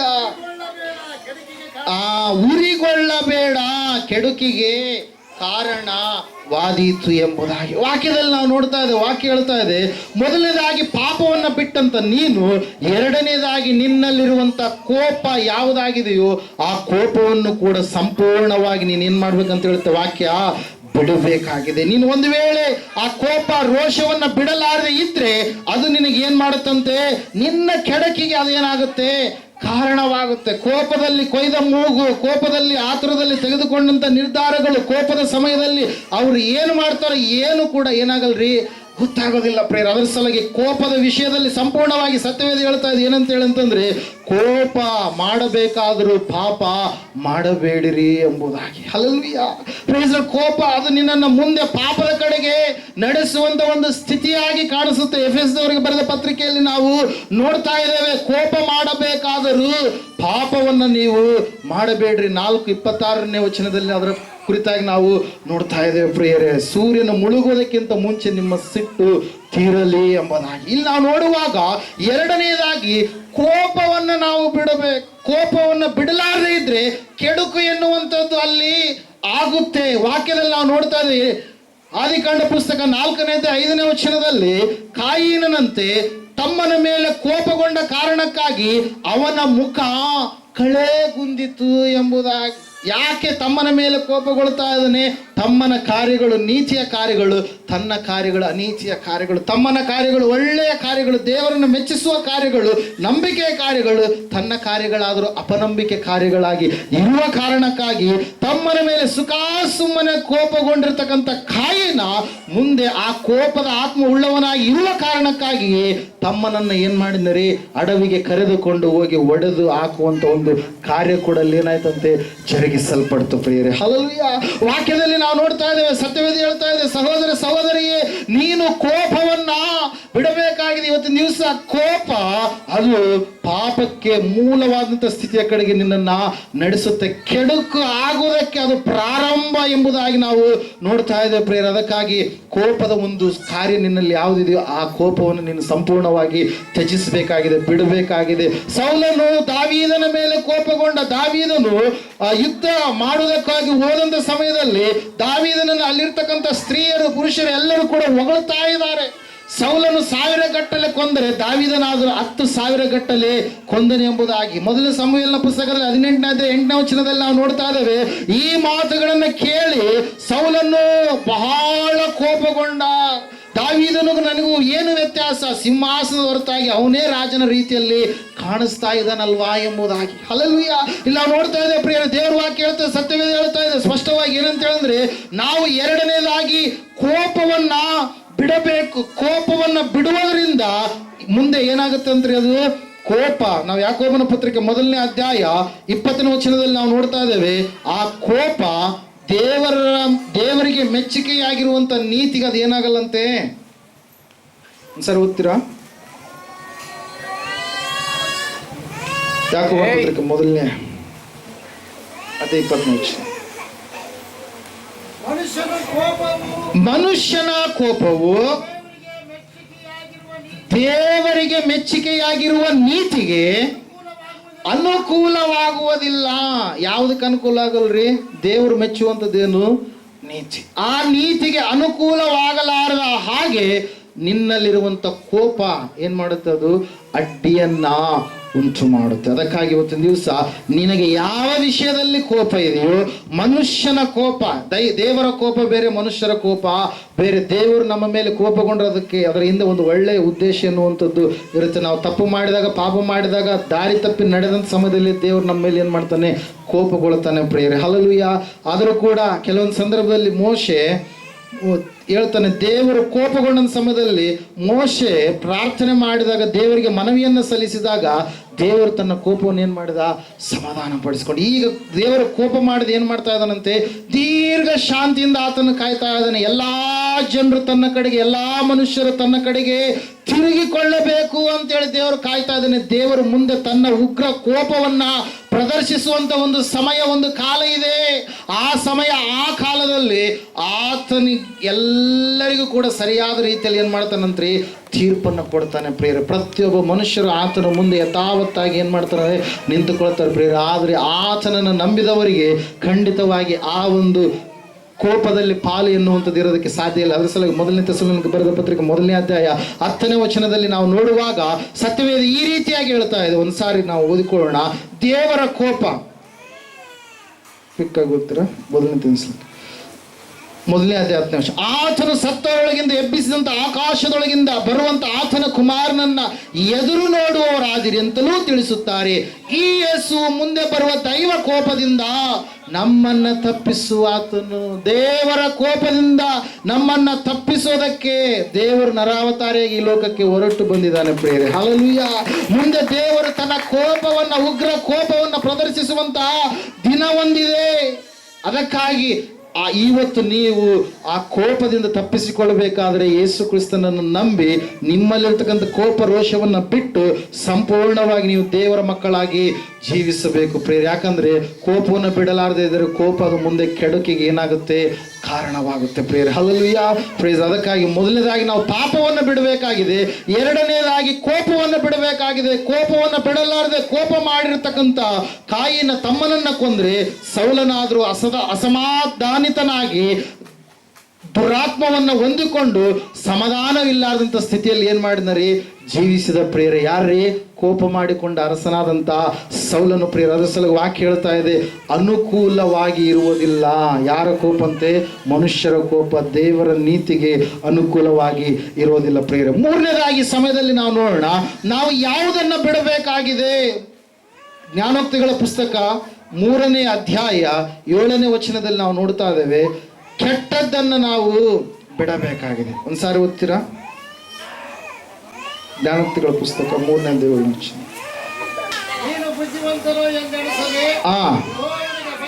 ಯೆಹೋವನಿಗೆ ಭಯಪಟ್ಟು ಆ ಕೆಟ್ಟದ್ದನ್ನ ತೊರೆದು ಬಿಡು. ದೇವರ ವಾಕ್ಯದಲ್ಲಿ ನಾವು ನೋಡ್ತಾ ಇದ್ದೇವೆ, ವಾಕ್ಯ ಹೇಳ್ತಾ ಇದೆ ಪ್ರಿಯರೇ. ಮೂರನೇದಾಗಿ ಕೆಟ್ಟದ್ದು ಯಾವುದಿದೆ, ಆ ಕೆಟ್ಟದ್ದು, ನಿನ್ನಲ್ಲಿರ್ತಕ್ಕಂಥ ಕೆಟ್ಟದ್ದನ್ನು ನೀನು ಬಿಡಬೇಕಾಗಿದೆ. ಅನೇಕರು ಇವತ್ತಿನ ದಿವಸ ಕೆಟ್ಟದನ್ನ ಬಿಡಲಾರದೆ ಅದನ್ನ ಇಟ್ಟುಕೊಂಡು ಜೀವಿಸುವವರಾಗಿರುವ ಕಾರಣಕ್ಕಾಗಿ ಆ ಕೆಟ್ಟದ್ದು ಏನು ಮಾಡುತ್ತೀರಿ, ನಮ್ಮನ್ನ ಕೆಡಿಸುತ್ತೆ ಪ್ರಿಯರೇ. Hallelujah, praise God. ಒಂದು ಕೆಟ್ಟು ಹೋಗಿರುವಂತ ಒಂದು ಟೊಮೆಟೊ ಹಣ್ಣಿನ ಪಾತ್ರೆಯಲ್ಲಿ ಟೊಮೆಟೊ ಹಾಕಿದಾಗ ಒಂದು ಕೆಟ್ಟು ಹೋಗಿದ್ರೆ ಏನ್ ಮಾಡುತ್ತದು, ಅಕ್ಕಪಕ್ಕದಲ್ಲಿರುವಂಥದ್ದನ್ನು ಕೂಡ ಅದೇನ್ ಮಾಡುತ್ತೆ, ಕೆಡಿಸುತ್ತೆ. ನೀನು ಕೆಟ್ಟು ಹೋದಂತ ಸ್ಥಿತಿಯಲ್ಲಿ ಇದ್ರೆ, ನೀನು ಮಾತ್ರ ಅಲ್ಲ, ನೀನು ಅನೇಕರನ್ನು ಕೂಡ ಏನ್ ಮಾಡ್ತೀನಿ, ನೀನು ಕೆಡಿಸುವಂತ ವ್ಯಕ್ತಿಯಾಗಿ ನೀನು ಇರ್ತೀಯ. ಅದಕ್ಕಾಗಿ ನಾವು ನೋಡ್ತಾ ಇದ್ದೇವೆ, ದೇವರ ವಾಕ್ಯ ಹೇಳ್ತದೆ, ಸತ್ಯವೇದ ಹೇಳ್ತಾ ಇದೆ, ದೇವರ ದೃಷ್ಟಿಯಲ್ಲಿ ಇವತ್ತಿನ ದಿವಸ ಕೆಟ್ಟದ್ದಾಗಿರುವಂಥದ್ದು ಯಾವುದಾಗಿದೆ. ಧರ್ಮೋಪದೇಶ ಕಂಡ ಪುಸ್ತಕ 4ನೇ ಅಧ್ಯಾಯ 25ನೇ ವಚನ, 9ನೇ ಅಧ್ಯಾಯ 18ನೇ ವಚನದ ಪ್ರಕಾರವಾಗಿ ನಾವು ನೋಡುವಾಗ ಸತ್ಯವೇದ ಈ ರೀತಿಯಾಗಿ ಹೇಳ್ತಾ ಇದೆ, ನೀವು ಮಕ್ಕಳನ್ನ ಮೊಮ್ಮಕ್ಕಳನ್ನ ಪಡೆದು ಬಹುಕಾಲ ಆ ದೇಶದಲ್ಲಿದ್ದ ಮೇಲೆ ದ್ರೋಹಿಗಳಾಗಿ ಯಾವ ವಿಗ್ರಹವನ್ನಾದರೂ ಮಾಡಿಕೊಂಡು ನಿಮ್ಮ ದೇವರಾದ ಯೆಹೋವನ ದೃಷ್ಟಿಗೆ ಕೆಟ್ಟದ್ದನ್ನ ನಡೆಸಿ ಎಂಬುದಾಗಿ ವಾಕ್ಯ ಹೇಳುತ್ತೆ. Hallelujah, praise the Lord. ಏನ್ರಿ? ಕೆಟ್ಟದ್ದನ್ನ ನಡೆಸುವಂಥವ್ರು. ಹಲ್ಲೆಲೂಯಾ. ದೇವರ ಒಂದು ಸ್ಥಾನವನ್ನ ಲೋಕದಲ್ಲಿರ್ತಕ್ಕಂಥ ಸಂಗತಿಗಳಿಗೆ ಕೊಡುವಂತ ಒಂದು ಕ್ರಿಯೆಯನ್ನ ಇಲ್ಲಿ ನಾವೇನ್ ಮಾಡ್ತಾ ಇದ್ದೇವೆ, ನೋಡ್ತಾ ಇದ್ದೇವೆ ಪ್ರಿಯರೇ. ಅದಕ್ಕಾಗಿ ವಾಕ್ಯ ಹೇಳ್ತಾ ಇದೆ, ಯೆಹೋವನಿಗೆ ನಾವು ಭಯಪಟ್ಟು ಕೆಟ್ಟದ್ದೆಲ್ಲವನ್ನ ನಾವೇನ್ ಮಾಡಬೇಕಾಗಿದೆ, ತೊರೆದು ಬಿಡಬೇಕಾಗಿದೆ. ಯಾವುದು ಕೆಟ್ಟದೆಂಬುದಾಗಿ ನಿನಗೆ ಗೊತ್ತಾಗಿದೆ, ಆ ಗೊತ್ತಾಗಿರ್ತಕ್ಕಂಥ ಕೆಟ್ಟತನವನ್ನ, ಸಕಲ ವಿಧವಾದಂಥ ಕೆಟ್ಟತನವನ್ನು ನೀವೇನ್ ಮಾಡ್ರಿ, ದೂರ ಮಾಡ್ರಿ ಎಂಬುದಾಗಿ ವಾಕ್ಯದಲ್ಲಿ ನಾವು ನೋಡ್ತಾ ಇದ್ದೇವೆ ಪ್ರಿಯರೇ. ದೇವರ ವಾಕ್ಯದಲ್ಲಿ ನಾವು ನೋಡುವಾಗ ಯೆಹೋವನಿಗೆ ಭಯಪಟ್ಟು ಕೆಟ್ಟದನ್ನು ತೊರೆದು ಬಿಡುವಾಗ ನಿನ್ನ ಜೀವಿತ ಏನಾಗುತ್ತೆ, ಆಶೀರ್ವದಿಸಲ್ಪಡುವಂಥ ಸ್ಥಿತಿಯ ಕಡೆಗೆ ಹೋಗುತ್ತೆ ಪ್ರಿಯರೇ. ಇಲ್ಲಿ ನಾವು ನೋಡ್ತಾ ಇದ್ದೇವೆ, ಆ ಐಗುಪ್ತ ದೇಶದಿಂದ ಕಾನಾನ್ ದೇಶಕ್ಕೆ ಹೋಗುವಂಥ ಸಮಯದಲ್ಲಿ ಆ ಜನರು ದೇವರಿಗೆ ವಿರುದ್ಧವಾಗಿರುವಂಥ ಕೆಟ್ಟದ್ದನ್ನ ಮಾಡಿದ್ರು ಪ್ರಿಯರೇ. ಹಲ್ಲೆಲೂಯಾ. ಆ ಸಮಯದಲ್ಲಿ ಮೋಶೆ ಏನ್ ಮಾಡ್ತಾ ಇದ್ದಾನೆ, ಆ ಒಂದು ದಶಾಜ್ಞೆಯ ಅಲ್ಲಿಗೆಗಳನ್ನ ಆತನು ತೆಗೆದುಕೊಂಡು ಬಂದು ಈ ಕೆಟ್ಟದ್ದನ್ನು ನಡೆಸಿದ ಕಾರಣಕ್ಕಾಗಿ 40 ದಿವಸ ಹಗಲು ಇರುಳು ದೇವರ ಸನ್ನಿಧಾನದಲ್ಲಿ ಉಪವಾಸವಾಗಿ ಇದ್ದು ದೇವರಿಗೆ ಮನವಿ ಮಾಡಿ ಏನ್ ಮಾಡ್ತಾ ಇದ್ದಾನ್ರಿ, ಗೋಳಾಡ್ತಾ ಇದ್ದಾನೆ ಪ್ರಿಯರೇ. ಈ ಜನರು ತಪ್ಪಿ ಹೋದ್ರು, ಈ ಜನರು ಬಲಹೀನರಾಜರು, ಈ ಜನರು ತಿಳಿಯದೆ ತಿಳಿದು ಮಾಡಿದ್ರು, ನಿನ್ನ ಸ್ಥಾನವನ್ನ ಇವರು ಎತ್ತಿಗೆ ಕೊಟ್ಟರು. ನಿನ್ನ ಸ್ಥಾನವನ್ನ ಮೂಕ ಪಶುವಿಗೆ ಕೊಟ್ಟರು, ನಿನ್ನ ಸ್ಥಾನವನ್ನ ಈ ಲೋಕದ ಕಾರ್ಯಗಳಿಗೆ ಕೊಟ್ಟರು ಎಂಬುದಾಗಿ ಸಂಪೂರ್ಣವಾಗಿ ಏನ್ ಮಾಡ್ತಾ ಇದ್ದಾನ್ರಿ? ಮೋಶೆ ದೇವರ ಮುಂದೆ ಆ ಜನರಿಗೋಸ್ಕರವಾಗಿ ಏನ್ ಮಾಡ್ತಾ ಇದ್ದಾನೆ? ಮನವಿ ಮಾಡ್ತಾ ಇದ್ದಾನೆ. ಅದಕ್ಕಾಗಿ ಪ್ರಿಯರೇ, ಇವತ್ತು ಕೆಟ್ಟದ್ದಾಗಿರುವಂಥದ್ದೆಲ್ಲವನ್ನ ನೀನು ತೊರೆದು ಬಿಡಲಾರದೆ ಹೋದ್ರೆ ಆ ಕೆಟ್ಟದ್ದು ನಿನ್ನನ್ನು ಏನು ಮಾಡುತ್ತೆ? ಅದು ನಾಶನದ ಕಡೆಗೆ ನಡೆಸುತ್ತೆ ಪ್ರಿಯರೇ. ಅದರ ಸಲುವಾಗಿ ಜ್ಞಾನೋಕ್ತಿಗಳ ಪುಸ್ತಕದಲ್ಲಿ ನಾವು ಓದಿರುವ ಹಾಗೆ ಕೆಟ್ಟದ್ದನ್ನ ತೊರೆದು ಬಿಡು. ಜ್ಞಾನೋಕ್ತಿಗಳು ಅದೇ 15-28 ವಚನದಲ್ಲಿ ನಾವು ನೋಡ್ತಾ ಇದ್ದೇವೆ. ದುಷ್ಟನ ಬಾಯಿ ಏನ್ ಮಾಡುತ್ತಂತ್ರಿ? ಕೆಟ್ಟದ್ದನ್ನು ಏನ್ ಮಾಡುತ್ತಂತೆ? ಕಕ್ಕುವಂಥದ್ದಾಗಿ ಇರುತ್ತೆ ಪ್ರಿಯರೇ. ಹಲ್ಲೆಲೂಯಾ. ಶಿಷ್ಟನ ಹೃದಯವಾದರೂ ವಿವೇಚಿಸಿ ಉತ್ತರವನ್ನ ಕೊಡುವಂಥದ್ದಾಗಿ ಇದೆ ಪ್ರಿಯರೇ. ಹಲ್ಲೆಲೂಯಾ. Praise Lord. ಅದಕ್ಕಾಗಿ ಸಹೋದರಿ, ಮೊದಲನೇದಾಗಿ ಪಾಪವನ್ನು ನಾವು ಬಿಡಬೇಕಾಗಿದೆ, ಎರಡನೇದಾಗಿ ಕೋಪವನ್ನು ನಾವು ಬಿಡಬೇಕಾಗಿದೆ, ಮೂರನೇದಾಗಿ ಕೆಟ್ಟದ್ದನ್ನ ಯೆಹೋವನಿಗೆ ಭಯಪಟ್ಟು ನಾವು ಸಂಪೂರ್ಣವಾಗಿ ಅದನ್ನ ಬಿಟ್ಟು ಒಳ್ಳೆಯದನ್ನು ನಾವು ಮಾಡಬೇಕಾಗಿದೆ. ಮೊದಲನೇ ಪೇತ್ರನ ಪತ್ರಿಕೆ 3ನೇ ಅಧ್ಯಾಯ 10-11 ವಚನ ಓದಿಕೊಳ್ಳೋಣ. ಜೀವನದಲ್ಲಿ ಸಂತೋಷಪಟ್ಟು ಸುದಿನಗಳನ್ನು ನೋಡೋದಕ್ಕೆ ಇಷ್ಟವುಳ್ಳವನು ಕೆಟ್ಟದ್ದನ್ನ ನುಡಿಯದಂತೆ ತನ್ನ ನಾಲಿಗೆಯನ್ನು ವಂಚನೆಯ ಮಾತುಗಳನ್ನಾಡದಂತೆ ತುಟಿಗಳನ್ನೂ ಬಿಗಿ ಇಡಲಿ. ಅವನು ಕೆಟ್ಟದನ್ನ ಬಿಟ್ಟು ಒಳ್ಳೆಯದನ್ನ ಮಾಡಲಿ, ಸಮಾಧಾನವನ್ನ ಹಾರೈಸಿ ಅದಕ್ಕೋಸ್ಕರ ಪ್ರಯತ್ನ ಪಡಲಿ ಎಂಬುದಾಗಿ. ಹಲ್ಲೆಲೂಯಾ. ಪ್ರೈಸ್. ಅದಕ್ಕಾಗಿ ಪ್ರಿಯರೇ, ಕೆಟ್ಟದಾಗಿರುವಂಥ ಮಾತುಗಳು, ಕೆಟ್ಟದಾಗಿರುವಂಥ ಆಲೋಚನೆಗಳು, ಕೆಟ್ಟದಾಗಿರ್ತಕ್ಕಂಥ ನಡತೆ, ಕೆಟ್ಟದಾಗಿರ್ತಕ್ಕಂಥ ಜೀವಿತ, ಈ ಎಲ್ಲ ಕೆಟ್ಟದ್ದನ್ನು ನಾವು ಸಂಪೂರ್ಣವಾಗಿ ಬಿಟ್ಟು ದೇವರಿಗೆ ಒಳಗಾಗಿ ನಾವು ಜೀವಿಸುವಂಥವರಾಗಿ ಇರಬೇಕು. ಕೆಟ್ಟಿರುವಂಥದ್ದನ್ನು ನಾವು ಯಾವುದಾದ್ರೂ ಇಷ್ಟಪಡ್ತೀವಾ? ಕೆಟ್ಟಿರುವಂಥದ್ದನ್ನು ಸೇವನೆ ಮಾಡ್ತೀವಾ? ಕೆಟ್ಟಿರುವಂಥದ್ದನ್ನು ನಾವು ಮನೆಯಲ್ಲಿ ಇಟ್ಕೊಳ್ಳಲ್ಲ. ಮತ್ತೆ ನೀನು ಕೆಟ್ಟು ಹೋದರೆ ದೇವರು ಆದರೂ ಕೂಡ ನಿನ್ನನ್ನು ಸಹಿಸಿಕೊಳ್ತಾ ಇದ್ದ. ನೀನು ಬಿಡ್ತೀಯೇನೋ ಅಂತೇಳಿ, ಪಾಪವನ್ನು ಬಿಡ್ತೀಯೇನೋ ಅಂತೇಳಿ, ನೀನು ಕೋಪವನ್ನು ಬಿಡ್ತೀಯೇನೋ ಅಂತೇಳಿ, ನೀನು ಕೆಟ್ಟದನ್ನು ಬಿಡ್ತೀಯ ಅಂತೇಳಿ ದೇವರು ಇವತ್ತಿನ ದಿವಸ ನಿನ್ನ ಸಂಗಡ ಮಾತಾಡ್ತಾ ಇದೆ. ನೀನು ಬಿಟ್ಟರೆ ಖಂಡಿತವಾಗಿ ನೀನು ದೇವರ ಆಶೀರ್ವಾದವನ್ನು ನೀನು ಪಡೆದುಕೊಳ್ಳುವಂಥ ಮಗನಾಗ್ತೀಯ ಪ್ರಿಯರೇ. ವಾಕ್ಯದಲ್ಲಿ ಒಬ್ಬ ವ್ಯಕ್ತಿಯ ಕುರಿತಾಗಿ ನಾವು ದೇವರು ಸಾಕ್ಷಿ ಕೊಡ್ತಾ ಇದ್ದಾನೆ ಪ್ರಿಯರೇ. ಯೋಬನೆನ್ನುವಂಥ ವ್ಯಕ್ತಿಯಂತೆ, ಆತನಂತೆ ಕೆಟ್ಟದನ್ನ ನಿರಾಕರಿಸುತ್ತಾ ಜೀವಿಸ್ತಾ ಇದ್ದಾನೆ. ಯೋಬನ ಪುಸ್ತಕ 1ನೇ ಅಧ್ಯಾಯ 1ನೇ ವಚನ ಈ ಸಮಯದಲ್ಲಿ ಓದಿಕೊಳ್ಳೋಣ. ಮಾತ್ರ ಹಲ್ಲೆಲೂಯಾ. ಊಚ್ ದೇಶದಲ್ಲಿ ಯೋಬನೆಂಬ ಮನುಷ್ಯನಿದ್ದನು. ದೇವರಲ್ಲಿ ಭಯ ಭಕ್ತಿ ಉಳ್ಳವನಾಗಿ ಕೆಟ್ಟದ್ದನ್ನ ನಿರಾಕರಿಸುತ್ತಾ ನಿರ್ದೋಷಿಯು ಯಥಾರ್ಥ ಚಿತ್ತನು ಆಗಿದ್ದನು. ಹಲ್ಲೆಲೂಯಾ. ಯಾರಂತ್ರಿ? ಯೋಬನು ಏನ್ ಮಾಡ್ತಾ ಇದ್ದಾನಂತೆ? ದೇವರಿಗೆ ಒಳಗಾಗಿ ಜೀವಿಸ್ತಾ ಇದ್ದಾನೆ, ವಿಧೇಯತೆಯಿಂದ ಜೀವಿಸ್ತಾ ಇದ್ದಾನೆ. ಅದಕ್ಕಾಗಿ ದೇವರು ಆ ಯೋಬನನ್ನ ಎಲ್ಲಾ ವಿಷಯಗಳಲ್ಲಿ ಅಭಿವೃದ್ಧಿಪಡಿಸಿದ. ಕೆಟ್ಟದನ್ನ ನಿರಾಕರಿಸುವಂತ ವ್ಯಕ್ತಿಯಾಗಿ, ಯಥಾರ್ಥ ಚಿತ್ತನಾಗಿ, ದೇವರಿಗೆ ಭಯಪಡುವವನಾಗಿ ಇದ್ದ ಕಾರಣಕ್ಕಾಗಿ ದೇವರ ಆತನಿಗೆ ಸಂಬಂಧಪಟ್ಟಂತ ಆತನ ಸುತ್ತಲೂ, ಅವರ ಕುಟುಂಬದವರ ಸುತ್ತಲೂ, ಅವನ ಸ್ವತ್ತಿನ ಸುತ್ತಲೂ ಏನ್ ಮಾಡಿದಂತ ಹೇಳುತ್ತೆ ವಾಕ್ಯ? ಬೇಲಿಯನ್ನ ಹಾಕಿದ. ಆ ಬೇಲಿಯನ್ನ ದಾಟಿ ಯಾವ ಸೈತಾನನು ಕೂಡ ಒಳಗಡೆ ಬರಲಾರದ ಹಾಗೆ ದೇವರು ಏನ್ ಮಾಡಿದ್ನರಿ? ಕೆಟ್ಟದನ್ನು ನಿರಾಕರಿಸುವ ವ್ಯಕ್ತಿಯಾಗಿರ್ತಕ್ಕಂಥ ಯೋಬನನ್ನು ಏನ್ ಮಾಡಿದ? ಆಶೀರ್ವಾದ ಮಾಡಿದ ಪ್ರಿಯರೇ. ಹಲ್ಲೆಲೂಯಾ. ಪ್ರಿಯರೇ, ನಾವು ನೋಡ್ತಾ ಇದ್ದೇವೆ, ಕೆಟ್ಟದನ್ನ ನಿರಾಕರಿಸಿ ಅದನ್ನು ಸಂಪೂರ್ಣವಾಗಿ ಬಿಟ್ಟು ದೇವರ ಮಾರ್ಗದಲ್ಲಿ ನಡೆದಿರ್ತಕ್ಕಂಥ ಯೋಬನ ಜೀವಿತ ಅಂತ್ಯದವರೆಗೂ ಕೂಡ ಅವನು ಕೆಟ್ಟದನ್ನ ಮಾಡದೆ ಸಂಪೂರ್ಣವಾಗಿ ಸ್ಥಿರವಾಗಿ ದೇವರ ಮೇಲೆ ನಂಬಿಕಿಟ್ಟ ಕಾರಣಕ್ಕಾಗಿ ದೇವರವನ್ನ ಸ್ವತ್ತನ್ನ 2ರಷ್ಟಾಗಿ ಕೂಡ ಆಶೀರ್ವಾದವನ್ನ ಮಾಡಿದ ಪ್ರಿಯರೇ. ಹಲ್ಲೆಲೂಯಾ. ದೇವರ ವಾಕ್ಯದಲ್ಲಿ ನಾವು ನೋಡ್ತಾ ಇದ್ದೇವೆ, ಕೆಟ್ಟದ್ದನ್ನ ಬಿಡಬೇಕಾಗಿದೆ. ನೋಹನ ಕಾಲದಲ್ಲಿ ಎಲ್ಲಾ ಜನರು, ಭೂಮಿಯ ಮೇಲೆ ಇರ್ತಕ್ಕಂಥ ಎಲ್ಲಾ ಜನರು ಕೆಟ್ಟು ಹೋಗಿರುವಂತ ಸಮಯದಲ್ಲಿ, ಕೆಟ್ಟತನ ಹೆಚ್ಚಾಗಿರುವಂತ ಸಮಯದಲ್ಲಿ 6ನೇ ಅಧ್ಯಾಯ 5ನೇ ವಚನದಲ್ಲಿ ನಾವು ನೋಡ್ತಾ ಇದ್ದೇವೆ, ಮನುಷ್ಯರ ಕೆಟ್ಟತನ ಭೂಮಿಯ ಮೇಲೆ ಹೆಚ್ಚಾಗಿರುವುದನ್ನು ಅವರು ಹೃದಯದಲ್ಲಿ ಯೋಚಿಸುವುದು ಎಲ್ಲವೂ ಯಾವಾಗಲೂ ಬರೀ ಕೆಟ್ಟದ್ದಾಗಿರುವುದನ್ನು ಯೆಹೋವನು ನೋಡಿ ಏನ್ ಮಾಡಿದಂತೆ? ಮನುಷ್ಯರನ್ನ ಭೂಮಿಯ ಮೇಲೆ ಉಂಟು ಮಾಡಿದ್ದಕ್ಕೆ ಪಶ್ಚಾತ್ತಾಪಪಟ್ಟು ತನ್ನ ಹೃದಯದಲ್ಲಿ ನೊಂದುಕೊಂಡ ಪ್ರಿಯರೇ. ಅಂತಹ ಸಮಯದಲ್ಲಿ ಆ ಎಲ್ಲಾ ಕೆಟ್ಟು ಹೋಗಿರ್ತಕ್ಕಂಥ ಜನರ ಮಧ್ಯದಲ್ಲಿ ಒಬ್ಬ ವ್ಯಕ್ತಿ ದೇವರಿಗೆ ಕಣ್ಣಿಗೆ ಕಾಣಿಸ್ತಾ ಇದ್ದಾನೆ ಪ್ರಿಯರೇ. ಯಾರಂತೆ? ನೋಹ. Hallelujah, praise Lord. ಈತನು ಕೆಟ್ಟು ಹೋಗಬಹುದಾಗಿತ್ತು, ಆದ್ರೆ ಏನಂತ ಹೇಳ್ತು ವಾಕ್ಯ 3ನೇದು 7ನೇ ವಚನ ನಾವು ನೋಡಿದ್ವಿ. ದೇವರಿಗೆ ಭಯಪಟ್ಟವರು ಕೆಟ್ಟದ್ದನ್ನು ಏನ್ ಮಾಡಿದ್ರಂತೆ? ತೊರೆದು ಜೀವಿಸುವಂತ ವ್ಯಕ್ತಿಗಳಾದ್ರು. ದೇವರಿಗೆ ಭಯಪಟ್ಟರು, ದೇವರಿಗೆ ವಿಧೇಯರಾದ್ರು, ದೇವರಿಗೆ ಒಳಗಾಗಿ ಅವರು ಜೀವಿಸಿದ ಕಾರಣಕ್ಕಾಗಿ ಕೆಟ್ಟದ್ದು ಅವರಲ್ಲಿ ಬರಲಿಲ್ಲ, ತಂಗಲಿಲ್ಲ. ಅದಕ್ಕಾಗಿ ದೇವರೇ ಸಾಕ್ಷಿ ಕೊಟ್ಟ ಪ್ರಿಯರೇ, ದೇವರು ನೋಡಿದ ಭೂಮಿಯ ಮೇಲೆ ನೋಹನನ್ನ, ದೇವರು ಸಾಕ್ಷಿ ಕೊಟ್ಟ ಸೈತಾನನಿಗೆ ಮುಂದೆ ಯಾರ ಕುರಿತಾಗಿ? ಯೋಬನ ಕುರಿತಾಗಿ. ಪ್ರಿಯರೇ, ಇವತ್ತಿನ ದಿವಸ ನಿನ್ನ ಜೀವಿತವನ್ನು ಪರೀಕ್ಷೆ ಮಾಡಿಕೊಳ್ಳೋಣ. ಸಹೋದರ ಸಹೋದರಿ, ಇವತ್ತು ಯಾವ ಕೆಟ್ಟದ್ದನ್ನ ನಾವು ನಿರಾಕರಿಸಿ ಜೀವಿಸ್ತಾ ಇದ್ದೀವಾ, ಅಥವಾ ಕೆಟ್ಟದರಲ್ಲಿಯೇ ಕಾಲವನ್ನ ಕಳೀತಾ ಇದ್ದೇವೆ? ನಮ್ಮ ಆತ್ಮಿಕವಾದಂಥ ಜೀವಿತವನ್ನು ನಾವು ಪರೀಕ್ಷೆ ಮಾಡಿಕೊಳ್ಳೋಣ. ಈ ಸಮಯದಲ್ಲಿ ನಾವು ನೋಡ್ತಾ ಇದ್ದೇವೆ, ಯೋಬನು ಕೆಟ್ಟದ್ದನ್ನು ನಿರಾಕರಿಸಿದ. ಕೆಟ್ಟು ಹೋಗಿರುವಂತ ಎಲ್ಲಾ ಜನರ ಮಧ್ಯದಲ್ಲಿ ಯಾರಂತರಿ? ನೋಹನು ನೀತಿವಂತನಾಗಿ ಜೀವಿಸಿದ ಪ್ರಿಯರೇ. ಪಾಪವನ್ನು ಬಿಡುವವರಾಗಿ, ಕೋಪವನ್ನು ಬಿಡುವವರಾಗಿ, ಕೆಟ್ಟದ್ದನ್ನು ಬಿಡುವವರಾಗಿ ನಾವು ಇರಬೇಕು. 4ನೇದಾಗಿ ಜ್ಞಾನೋಕ್ತಿಗಳ ಪುಸ್ತಕ 17ನೇ ಅಧ್ಯಾಯ 14ನೇ ವಚನವನ್ನು ಓದಿಕೊಳ್ಳೋಣ. ಬೇಗ ಕ್ವಿಕ್ಕಾಗಿ. ನಿದ್ದೆ ಮಾಡೋರೆಲ್ಲ ಗಟ್ಟಿ ಚಪ್ಪಳಿ ಹೊಡ್ರಿ. ಹಲ್ಲೆಲೂಯಾ, ನಿದ್ದೆ ಮಾಡ್ತಾ ಇದ್ದೀರಿ? ಹಲ್ಲೆಲೂಯಾ. ಏನಂತೆ? 17ನೇದು 14ನೇ ವಚನ. ವ್ಯಾಜ್ಯದ ಆರಂಭವು ಸಿಟ್ಟೇರುವುದಕ್ಕೆ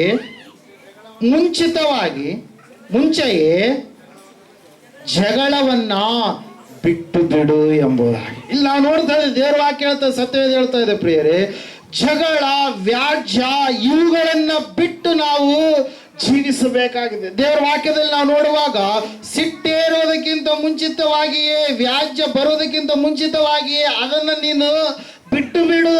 ಆತ್ಮೀಯ ಮಗನು ಆಗಿರುವಂತ ನೀನು, ನಿನ್ನಲ್ಲಿ ಜಗಳಗಳು ಯಾಕೆ? ನಿನ್ನಲ್ಲಿ ವ್ಯಾಜ್ಯಗಳು ಯಾಕೆ? ಜಗಳವನ್ನ ಎಬ್ಬಿಸುವಂತ ಒಂದು ಸ್ಥಿತಿ ಯಾವುದಾಗಿದೆಯೋ ಆ ಒಂದು ಸ್ಥಿತಿಯನ್ನ ನಿನ್ನ ಮನಗಂಡಂತ ಸಮಯದಲ್ಲಿ ಮತ್ತೆ ಪುನಃ ಹಿಂಗಾದ್ರೆ ಜಗಳ ಅಂತೇಳಿ ಗೊತ್ತಾದ ಮೇಲೆ ಮತ್ತೆ ಅದರ ಕಡೆಗೆ ನೀನು ಹೋಗಬೇಡ. Hallelujah, praise the Lord. ಕಣ್ಣಿದ್ರು ಕೂಡ ಕುರುಡರಾಗಬೇಕು, ಬಾಯಿದ್ರು ಕೂಡ ಮೂಕರಾಗಬೇಕು, ಕಿವಿ ಇದ್ರು ಕೂಡ ಕಿವುಡರಾಗಬೇಕು. ಯಾಕೆ ಹೇಳ್ರಿ? ನಾವು ದೇವರ ಮಕ್ಕಳು. Hallelujah, praise the Lord. ಪೌಲನು ಇದರ ಕುರಿತಾಗಿ ಎಚ್ಚರಿಸ್ತಾ ಇದ್ದಾನೆ. ಕೊರಿಂಥದವರಿಗೆ ಬರೆದಂತ ಸಭೆಗೆ ಹೇಳ್ತಾ ಇದ್ದಾನೆ. 1ನೇ ಕೊರಿಂಥದವರಿಗೆ ಬರೆದ ಪತ್ರಿಕೆ 6ನೇ ಅಧ್ಯಾಯ ಮೊದಲು 8 ವಚನಗಳನ್ನು ನೋಡುವಾಗ ಇದೇ ವಿಷಯದ ಕುರಿತಾಗಿ ದೇವರ ಮಕ್ಕಳು ಬೇರೆಯವರ ಮುಂದೆ ವ್ಯಾಜ್ಯವನ್ನ ಹಾಕುವಂಥದ್ದು ತಪ್ಪು ಎಂಬುದಾಗಿ, ಯಾವ ಲೌಕಿಕವಾಗಿರ್ತಕ್ಕಂಥ ವಸ್ತುಗಳಿಗೋಸ್ಕರವಾಗಿ, ಲೌಕಿಕವಾದಂಥ ಆಸ್ತಿಗಳಿಗೋಸ್ಕರವಾಗಿ, ಲೌಕಿಕವಾದಂಥ ಅಳಿದು ಹೋಗುವಂಥ, ನಶಿಸಿ ಹೋಗುವಂಥ ವಸ್ತುಗಳಿಗೋಸ್ಕರವಾಗಿ ಏನಾಗ್ತಾ ಇದ್ದಾವೆ? ಜಗಳಗಳು ಬರ್ತಾ ಇದೆ.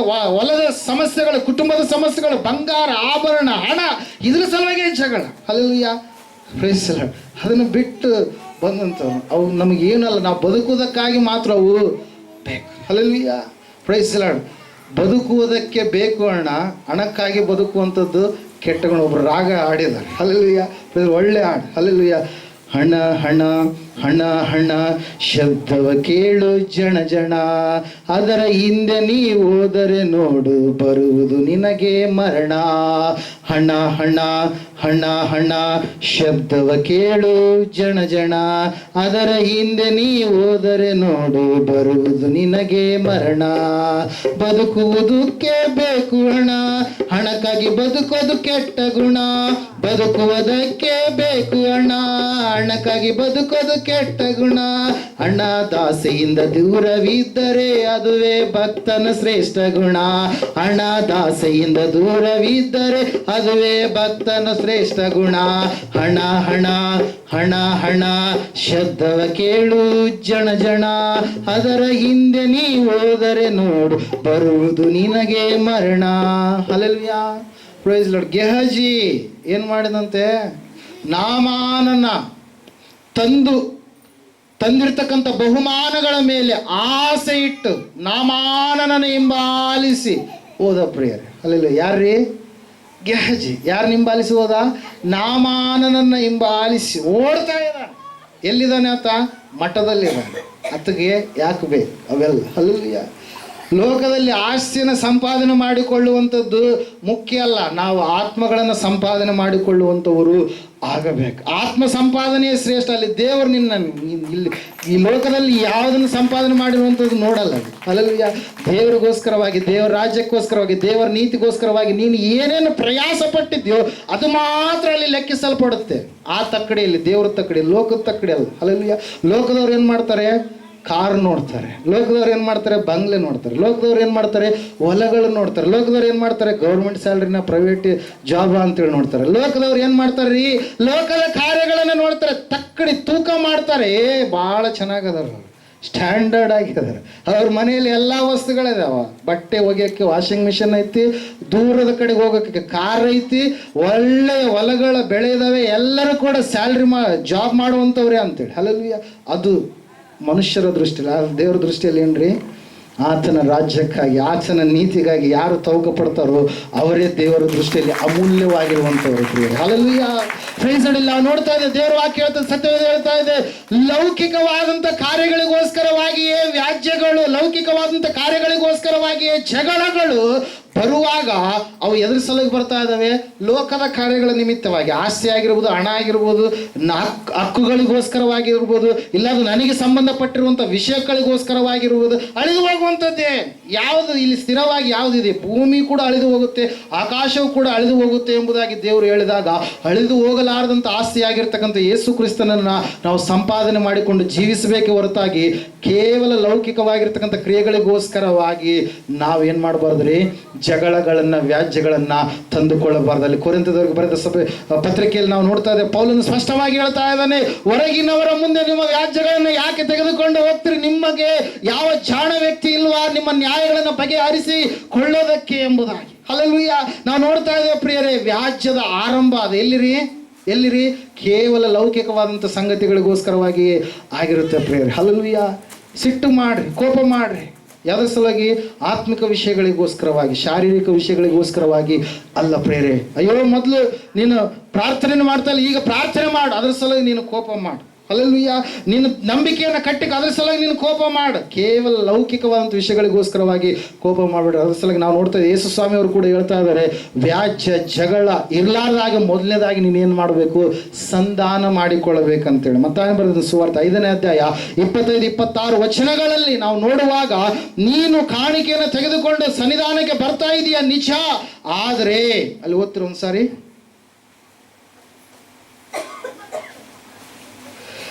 ನಿನ್ನ ವಾದಿಯ ಸಂಗಡ ಇನ್ನು ದಾರಿಯಲ್ಲಿರುವಾಗಲೇ ಅವನ ಕೂಡ ಬೇಗ ಸಮಾಧಾನ ಮಾಡಿಕೊ, ಇಲ್ಲದಿದ್ದರೆ ಆ ವಾದಿಯು ನಿನ್ನನ್ನ ನ್ಯಾಯಾಧಿಪತಿಗೆ ಒಪ್ಪಿಸಾನು, ನ್ಯಾಯಾಧಿಪತಿಯು ನಿನ್ನನ್ನ ಓಲೆಕಾರನ ಕೈಗೆ ಒಪ್ಪಿಸಿಕೊಟ್ಟನು, ಆಗ ನೀನು ಸೆರೆಯಲ್ಲಿ ಬಿದ್ದೀಯೇ. ನೀನು ಒಂದು ಕಾಸನ್ನಾದರೂ ನಿಲ್ಲಿಸಿಕೊಳ್ಳದೆ ಎಲ್ಲಾ ಸಲ್ಲಿಸುವ ತನಕ ಅಲ್ಲಿಂದ ಬರುವುದೇ ಇಲ್ಲ ಎಂದು ನಿನಗೆ ಸತ್ಯವಾಗಿ ಹೇಳುತ್ತೇನೆ. ಹಲ್ಲೆಲೂಯಾ. ನೋಡ್ರಿ, ಏನನ್ನ ಜಗಳ ಆದ್ರೆ, ಹೊಲ ಮನೆಯದು ಯಾವುದೋ ಸಮಸ್ಯೆ ಬಂದಾಗ, ಅಣ್ಣ ತಮ್ಮರು ನೀವೇ ಬಗೆಹರಿಸ್ಕೊಳ್ಬಿಡ್ರಿ ಅಂತೇಳಿ ಹೇಳ್ತಾರೆ. ಹಲ್ಲೆಲೂಯಾ. Praise Lord. ಆದರೆ ಕೆಲವು ಜನರು ಇರ್ತಾರೆ, ಇಲ್ಲೆಲ್ಲ ಕೋರ್ಟಿಗೆ ಹಾಕ್ಬೇಕಂತ. ಹಲ್ಲೆಲೂಯಾ. ಅದೇ ಒಂದು ಸಂದರ್ಭವನ್ನು ಸೂಚಿಸುವಂಥ ರೀತಿಯಲ್ಲಿ ಈ ಒಂದು ಸಂದರ್ಭ ನಮಗೆ ಕಾಣಿಸ್ತಾ ಇದೆ ಪ್ರಿಯರೇ. ಹಲ್ಲೆಲೂಯಾ. ಒಂದು ವೇಳೆ ನೀನು ಸಮಾಧಾನವಾಗಲಾರದೆ ಹೋದರೆ, ಏನೋ ಸ್ವಲ್ಪ ಹೆಚ್ಚು ಅವರಿಗಾಗಿರ್ಬೋದು, ಸ್ವಲ್ಪ ಕಡಿಮೆ ನಿನಗಾಗಿರ್ಬೋದು. ಹಲ್ಲೆಲೂಯಾ. ಒಂದು ವೇಳೆ ನೀನು ಆ ಸಮಾಧಾನವಾಗಲಾರದೆ ಹೋದರೆ ಆ ಸುದ್ದಿ ಎಲ್ಲರಿಗೂ ಏನಾಗುತ್ತೆ? ಊರೆಲ್ಲ ಹರಡುತ್ತೆ. ಅದೇನಾಗುತ್ತೆ?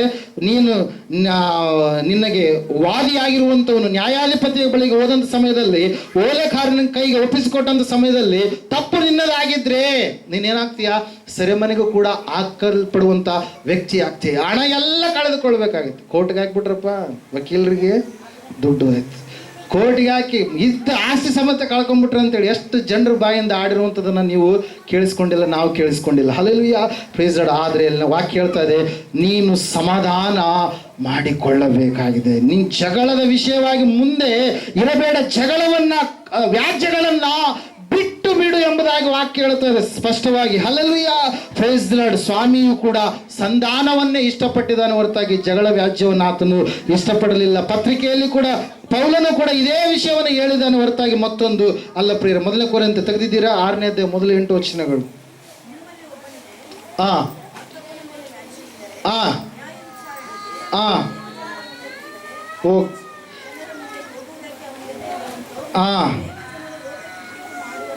ದೇವಜನರು ಲೋಕ ಲೋಕಕ್ಕೆ ತೀರ್ಪು ಮಾಡುವರೆಂಬುದು ನಿಮಗೆ ತಿಳಿಯದೋ? ಲೋಕವು ನಿಮ್ಮಿಂದ ತೀರ್ಪನ್ನು ಹೊಂದಬೇಕಾಗಿರುವಲ್ಲಿ ಅತ್ಯಲ್ಪ ಸಂಗತಿಗಳನ್ನು ಕುರಿತು ತೀರ್ಪು ಮಾಡುವುದಕ್ಕೆ ಅಯೋಗ್ಯರಾಗಿದ್ದೀರೋ. ನಾವಂತೆ, ಯಾರಂತೆ? ಸಭೆಯಾಗಿರುವಂತ ನಾವು ದೇವದೂತರಿಗೂ ತೀರ್ಪು ಮಾಡುವೆಂಬುದು ನಿಮಗೆ ತಿಳಿಯದು. ಐಹಿಕ ಜೀವದ ಕಾರ್ಯಗಳನ್ನು ಕುರಿತು ನಾವು ತೀರ್ಪು ಮಾಡುವುದು ದೊಡ್ಡದು. ಐಹಿಕ ಜೀವ ಸಂಬಂಧದಲ್ಲಿ ನಿರ್ಣಯಿಸತಕ್ಕ ಕಾರ್ಯಗಳು ನಿಮ್ಮಲ್ಲಿ ಇದ್ದರೆ ತೀರ್ಪು ಮಾಡುವುದಕ್ಕೆ ಸಭೆಯಲ್ಲಿ ಗಣನೆಗೆ ಬಾರದವರನ್ನ ಕುಳ್ಳಿರಿಸಿಕೊಳ್ಳುತ್ತೀರೋ? ನಿಮ್ಮಲ್ಲಿ ನಾಚಿಕೆ ಹುಟ್ಟಿಸುವುದಕ್ಕೆ ಇದನ್ನು ಹೇಳುತ್ತೇನೆ. ಏನು? ತನ್ನ ಸಹೋದರನ ಮಧ್ಯದಲ್ಲಿ ನ್ಯಾಯವನ್ನ ಬಗೆಹರಿಸಬಲ್ಲವನಾದ ಜಾಣನು ನಿಮ್ಮಲ್ಲಿ ಒಬ್ಬನಾದರೂ ಇಲ್ಲವೋ? ಸಹೋದರನು ಸಹೋದರನ ಮೇಲೆ ವ್ಯಾಜ್ಯವಾಡುವುದು ಅಲ್ಲದೆ ಅದನ್ನ ಕ್ರಿಸ್ತ ಭಕ್ತರಲ್ಲದವರ ಮುಂದೆ ತೆಗೆದುಕೊಂಡು ಹೋಗುವುದು ಸರಿಯೋ? ನಿಮ್ಮಲ್ಲಿ ವ್ಯಾಜ್ಯವಾಡುವುದೇ ನೀವು ಸೋತವರೆಂಬುದಕ್ಕೆ ಗುರುತು. ಅದಕ್ಕಿಂತ ಅನ್ಯಾಯವನ್ನ ಯಾಕೆ ಸಹಿಸಬಾರದು? ಆಸ್ತಿಯ ನಷ್ಟವನ್ನ ಯಾಕೆ ತಾಳಬಾರದು? ಆದರೆ ನೀವು ಅನ್ಯಾಯ ಮಾಡುತ್ತೀರಿ, ಆಸ್ತಿಯನ್ನು ಅಪಹರಿಸುತ್ತೀರಿ, ಸಹೋದರರಲ್ಲಿಯೇ ಹೀಗೆ ಮಾಡುತ್ತೀರಿ ಎಂಬುದಾಗಿ. Hallelujah, praise Lord. ಈ ಮಾತುಗಳನ್ನ ಸ್ಪಷ್ಟವಾಗಿ ಮೊದಲು ಏನು ಮಾಡಿಬಿಟ್ಟೆ, ತಿಳಿಸಿಬಿಟ್ಟು ಪ್ರೇಯರ್. ಪೌಲನು ಕೂಡ ಅದೇ ವಿಷಯವನ್ನು, ಸಂಗತಿಯನ್ನು ಏನು ಮಾಡಿದನ್ರಿ, ಲೇಖನೆ ಪಡಿಸಿದಾನೆ ಪ್ರೇಯರ್. Hallelujah, praise lord.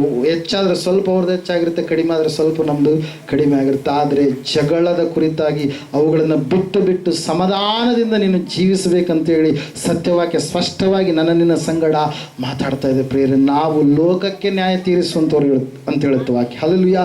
ದೇವದೂತರಿಗೂ ಕೂಡ ತೀರ್ಪು ಮಾಡುವಂಥ ಅಧಿಕಾರವನ್ನ ದೇವರು ನಮಗೆ ಕೊಟ್ಟಿದ್ದಾನೆ ಅಂತ ಹೇಳುತ್ತೆ ವಾಕ್ಯ. Hallelujah, praise Lord. ಅದಕ್ಕಾಗಿ ಅತ್ಯಲ್ಪ ಸಂಗತಿಗಳಿಗೋಸ್ಕರವಾಗಿ, ಕೆಲವೊಂದು ನಶಿಸಿ ಹೋಗುವಂಥ ವಸ್ತುಗಳಿಗೋಸ್ಕರವಾಗಿ ನೀವು ಏನು ಮಾಡಬೇಡ್ರಿ, ಜಗಳವನ್ನ, ವ್ಯಾಜ್ಯಗಳನ್ನ ಆಡಬೇಡ್ರಿ, ಅವುಗಳನ್ನು ಬಿಟ್ಟು ಬಿಡ್ರಿ. ಮೊದಲನೇದಾಗಿ ಪಾಪವನ್ನು ಬಿಡ್ರಿ, ಎರಡನೇದಾಗಿ ಕೋಪವನ್ನು ಬಿಡ್ರಿ, ಕೆಟ್ಟದನ್ನ ಬಿಟ್ಟು ಬಿಡ್ರಿ, ಮೂರನೇದಾಗಿ, ನಾಲ್ಕನೇದಾಗಿ ವ್ಯಾಜ್ಯ ಜಗಳಗಳನ್ನ ಬಿಟ್ಟು ದೇವರ ಮಕ್ಕಳಾಗಿ ನಡೆದುಕೊಳ್ಳ್ರಿ. ಐದನೇದಾಗಿ ದೋಷಗಳನ್ನು ನಾವು ಬಿಟ್ಟು ಬಿಡ್ಬೇಕು. 28ನೇ ಅಧ್ಯಾಯ 13ನೇ ವಚನ, ಜ್ಞಾನೋಕ್ತಿಗಳ ಪುಸ್ತಕ. ಕ್ವಿಕ್ಕಾಗಿ ಓದ್ಕೊಳ್ಳೋಣ.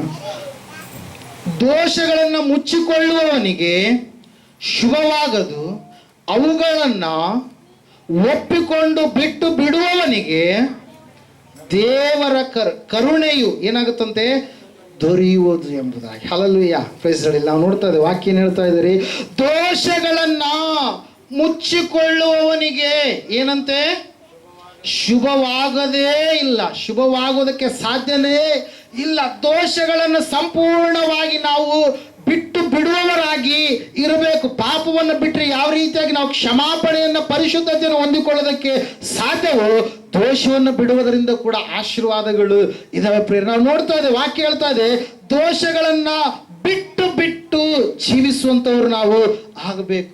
ಆರಂಭದಲ್ಲಿ ದೇವರು ಬಹಳ ಸಂತೋಷದಿಂದ ತನ್ನ ಹೋಲಿಕೆಯಲ್ಲಿ, ತನ್ನ ಸ್ವರೂಪದಲ್ಲಿ ಮಣ್ಣಿನಿಂದ ಮನುಷ್ಯರನ್ನ ಸೃಷ್ಟಿ ಮಾಡಿ ತನ್ನ ಪ್ರೀತಿಯನ್ನು ವ್ಯಕ್ತಪಡಿಸುವುದಕ್ಕಾಗಿ ಯಾವಾಗಲೂ ಕೂಡ ಸಂಜೆಯ ತಂಗಾಳಿನಲ್ಲಿ ಅವರ ಸಂಗಡ ಮಾತಾಡುವುದಕ್ಕಾಗಿ ದೇವರು ಬರ್ತಾ ಇರಬೇಕಾದ್ರೆ ಅವರಿಗೊಂದು ಕಟ್ಟುಪಾಡನ್ನು ನಿರ್ಣಯ ಮಾಡಿದ ಸಮಯದಲ್ಲಿ ಆ ಒಂದು ನಿರ್ಧಾರ ಆಜ್ಞೆಯನ್ನು ಅವರು ಕೈಕೊಂಡು ಜೀವಿಸದೆ ಅದಕ್ಕೆ ಧಿಕ್ಕಾರ ಮಾಡಿದಂಥ ಸಮಯದಲ್ಲಿ ಅವರು ಏನ್ ಮಾಡ್ತಾ ಇದ್ದಾರಂತೆ, ಯಾವಾಗಲೂ ದೇವರ ಬರುವಿಕೆಯನ್ನು ಎದುರು ನೋಡುವಂತ ಆದಾಮ ಅವಳು, ಯಾವಾಗಲೂ ದೇವರ ಸಂಗಡ ಮಾತಾಡಬೇಕಂತೇಳಿ ಬಯಸಿರ್ತಕ್ಕಂಥ ಆದಾಮ ಅವಳು, ಯಾವಾಗಲೂ ಕೂಡ ದೇವರಲ್ಲಿಯೇ ಸಂತೋಷಿಸುವಂತ ಆದಾಮ ಅವಳು ಯಾವಾಗ ದೈವಾಜ್ಞೆಯನ್ನು ಮೀರಿ ನಡೆದ್ರು ಆ ಸಮಯದಲ್ಲಿ ಅವ್ರು ಏನ್ ಮಾಡ್ತಾ ಇದಾರೆ, ನೇರವಾಗಿ ದೇವರು ಬಂದ್ರು ಕೂಡ ನಾವು ಕ್ಷಮಾಪಣೆಯನ್ನು ಕೇಳ್ಬಿಡೋಣ, ಅಪ್ಪ ನನ್ನ ತಪ್ಪಾಗ್ಬಿಡ್ತು, ಈ ರೀತಿಯಾಗಿ ಆಗ್ಬಿಡ್ತು ಅಂತೇಳಿ ಅಂತ ಹೇಳೋಣ ಅಂತೇಳಿ ಅವ್ರು ಅಂದುಕೊಳ್ಳದೆ ಅವ್ರು ಏನ್ ಮಾಡ್ತಾ ಇದಾರೆ ಅಂತ ಹೇಳುತ್ತೆ ವಾಕ್ಯ 8ನೇ ವಚನದಲ್ಲಿ 3ನೇ ಅಧ್ಯಾಯದಲ್ಲಿ, ಅವರು ಮರದ ಹಿಂದೆ ಹೋಗಿ ಅಡಗಿಕೊಂಡ್ರು. ಯಾವಾಗ ಅಡಗಿಕೊಂಡ್ರು, ಅವರು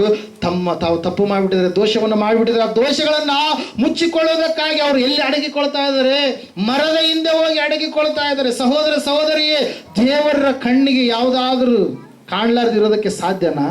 ದೇವರ ದೃಷ್ಟಿಗೆ ಯಾವುದಾದ್ರೂ ಗೋಚರವಾಗಲಾರ್ದಿರೋದಕ್ಕೆ ಸಾಧ್ಯನಾ? ಹಲ್ಲೆಲೂಯಾ. Praise Lord. ಇವರು ತಪ್ಪು ಮಾಡಿರೋದು ಗೊತ್ತು, ಇವರು ಮರದ ಹಿಂದೆ ಇರುವಂಥದ್ದು ಕೂಡ ದೇವರಿಗೆ ಗೊತ್ತು. ಆದರೂ ಕೂಡ ದೇವರು ತನ್ನ ಕಡೆಗೆ ಬಂದು ಕ್ಷಮಾಪಣೆಯನ್ನು ಕೇಳ್ತಾರೆ ಎನ್ನುವಂಥ ರೀತಿಯಲ್ಲಿ ಏನು ಮಾಡ್ತಾ ಇದ್ದಾನೆ ಆತ ಎದುರು ನೋಡ್ತಾ ಇದ್ದಾನೆ. ಇವರು ಏನು ಮಾಡ್ತಾ ಇದ್ದಾರೆ, ಮರದ ಹಿಂದೆ ಹೋಗಿ ಬಚ್ಚಿಟ್ಟುಕೊಳ್ತಾ ಇದ್ದಾರೆ. ಹಲ್ಲೆಲೂಯಾ. ದೋಷಗಳನ್ನು ಮುಚ್ಚಿಕೊಳ್ಳುವವನಿಗೆ ಶುಭ ಆಗೋದಿಲ್ಲ. ಒಂದು ವೇಳೆ ಅವ್ರು ಎದುರಾಗಿ ಹೋಗಿ ಅಪ್ಪ ಹಿಂಗಾಗ್ಬಿಡ್ತು ಅಂತ ಹೇಳಿದ್ರೆ ಕೇವಲ ಸೈತಾನನಿಗೆ ಮಾತ್ರ ಶಾಪ ಬರ್ತಾ ಇತ್ತೇನೋ, ದೇವರವ್ರನ್ನ ಕ್ಷಮಿಸ್ತಾ ಇದ್ದ, ದೇವರು ಕರುಣಿಸ್ತಾ ಇದ್ನೇನು. ಹಲ್ಲೆಲೂಯಾ. ದೇವರು ತನ್ನ ಕರುಣೆಯನ್ನು ಅವರಿಗೆ ತೋರಿಸ್ತಾ ಇದ್ನೇನು. ಆದ್ರೆ ಇವ್ರು ಏನ್ ಮಾಡಿದ್ರಂತೆ, ಮರದ ಹಿಂದೆ ಹೋಗಿ ಏನ್ ಮಾಡಿದ್ರು, ಬಚ್ಚಿಟ್ಟುಕೊಂಡ್ರು. ಪ್ರಿಯರೇ, ದೋಷವನ್ನ ಮುಚ್ಚಿಕೊಂಡ್ರು. ತಪ್ಪು ಮಾಡಿದರೆ, ಪಾಪ ಮಾಡಿದರೆ ಆ ಪಾಪವನ್ನು ಒಪ್ಪಿಕೊಳ್ತಾ ಇಲ್ಲ, ಅದನ್ನ ಹಂಗೆ ಬಿಟ್ಟ ಕಾರಣಕ್ಕಾಗಿ, ಆ ದೋಷವನ್ನು ಮುಚ್ಚಿಕೊಂಡ ಕಾರಣಕ್ಕಾಗಿ ನಾವು ನೋಡ್ತಾ ಇದ್ದೇವೆ ಮುಂದೆ ಶಾಪಕ್ಕೆ ಪಾತ್ರರಾದ್ರು. ಯಾವ ಏದೇನ್ ತೋಟದಲ್ಲಿ ಇರಬೇಕಂತೇಳಿ ದೇವರು ಅವ್ರನ್ನ ನೇಮಕ ಮಾಡಿದ್ರು ಕಾಯುವುದಕ್ಕಾಗಿ, ಹಣ್ಣುಗಳನ್ನ ಒಳ್ಳೆ ರೀತಿಯಾಗಿರ್ತಕ್ಕಂಥ ಸಮೃದ್ಧಿಯ ಫಲವನ್ನು ಭುಜಿಸುವುದಕ್ಕೋಸ್ಕರವಾಗಿ, ದೇವರನ್ನ ಮಹಿಮೆಪಡಿಸುವುದಕ್ಕೋಸ್ಕರವಾಗಿ. ಆದ್ರೆ ಅದೇ ಏದೇನ್ ತೋಟದಿಂದ ದೇವರು ಏನ್ ಮಾಡ್ತಾ ಇದ್ದಾನ್ರಿ, ಹೊರಡಿಸ್ತಾ ಇದ್ದಾನೆ. ಪ್ರಿಯರೇ, ಹಲ್ಲೆಲೂಯಾ. ಹಲ್ಲೆಲೂಯಾ. ವಾಕ್ಯ ಹೇಳ್ತದೆ, ಸತ್ಯವೇದ ಹೇಳ್ತದೆ, ಸಹೋದರ ಸಹೋದರಿ, ಇವತ್ತು ನಾನು ನೀನು ದೋಷಗಳನ್ನು ಬಿಡಲಾರದೆ ಹೋದ್ರೆ, ದೋಷಗಳನ್ನು ಮುಚ್ಚಿಟ್ಟುಕೊಂಡ್ರೆ ಶುಭ ಎನ್ನುವಂಥದ್ದು ಸಂಭವಿಸೋದಕ್ಕೆ ಸಾಧ್ಯ ಇಲ್ಲ. ನಾವು ನೋಡ್ತಾ ಇದ್ದೇವೆ ಆಕಾನನ ಕುರಿತಾಗಿ ಯೆಹೋಶುವನ ಪುಸ್ತಕದಲ್ಲಿ 7ನೇ ಅಧ್ಯಾಯದಲ್ಲಿ ಆಕಾನನು ದೇವರ ವಸ್ತುಗಳನ್ನ ತನ್ನ ಗುಡಾರದಲ್ಲಿ ಏನ್ ಮಾಡಿದಂತೆ, ಬಚ್ಚಿಟ್ಟುಕೊಂಡ ದೇವರಿಗೆ ಸಂಬಂಧಪಟ್ಟಂತ ವಿಷಯಗಳನ್ನ, ಸಂಗತಿಗಳನ್ನ, ವಸ್ತುಗಳನ್ನ, ಅಮೂಲ್ಯವಾಗಿರ್ತಕ್ಕಂಥ ವಸ್ತುಗಳನ್ನ ಆತನು ಕಳ್ಳತನ ಮಾಡಿದ ಕಾರಣಕ್ಕಾಗಿ ಇಸ್ರಾಯೇಲರಿಗೆ ಏನಾಯ್ತಂತ ಹೇಳುತ್ತೆ ವಾಕ್ಯ, ಸ್ವಲ್ಪ ಜನರಿಂದಲೇ ಹೀನಾಯವಾದಂಥ ಸೋಲನ್ನು ಅವರು ಕಾಣಬೇಕಾಯಿತು. ಪ್ರಿಯರೇ, ಹಲ್ಲೆಲೂಯಾ. ಯಾಕೆ ಹೇಳ್ರಿ, ಗುಡಾರದಲ್ಲಿ ದೋಷ ಎನ್ನುವಂಥದ್ದು ಇದೆ. ಆಕಾನನು ಎನ್ನುವಂಥ ವ್ಯಕ್ತಿ ಏನ್ ಮಾಡಿದನ್ರಿ, ದೋಷ ಮಾಡಿದ ಕಾರಣಕ್ಕಾಗಿ ಯಾವಾಗ ಯೆಹೋಶುವ ಅಯ್ಯೋ ನಾವು ಯೋರ್ದಾನ್ ಹೊಳೆಯನ್ನ ದಾಟುವಂತೆ ದೇವರು ಮಾಡಿದ, ಯೆರಿಕೋ ಕೋಟೆಯನ್ನ ಬೀಳಿಸುವ ಹಾಗೆ ದೇವರು ಕಾರ್ಯ ಮಾಡಿದ, ಈ ಸ್ವಲ್ಪ ಜನಾಂಗದವರ ಮುಂದೆ ನಾವು ಯಾವ ರೀತಿಯಾಗಿ ಸೋತ್ವಿ ಅಂತೇಳಿ ದೇವರ ಮುಂದೆ ಪ್ರಾರ್ಥಿಸಿದಾಗ ಪ್ರಿಯರಲ್ಲಿ ನಾವು ನೋಡ್ತಾ ಇದ್ದೇವೆ, ಈ ದೇವರು ಹೇಳ್ತಾ ಇದ್ದಾರೆ ಏನಂತೇಳಿ, ಇಂತಹ ಕಾರ್ಯ ಆಗಿದೆ. ಯೆಹೋಶುವನ ಪುಸ್ತಕ 7ನೇ ಅಧ್ಯಾಯದಲ್ಲಿ ಸ್ಪಷ್ಟವಾಗಿ ಅಲ್ಲಿ ನಾವು ನೋಡ್ತಾ ಇದ್ದೇವೆ. ಆ ಸಮಯದಲ್ಲಿ ಓದ್ತೀರಾ 11-12 ವಚನ.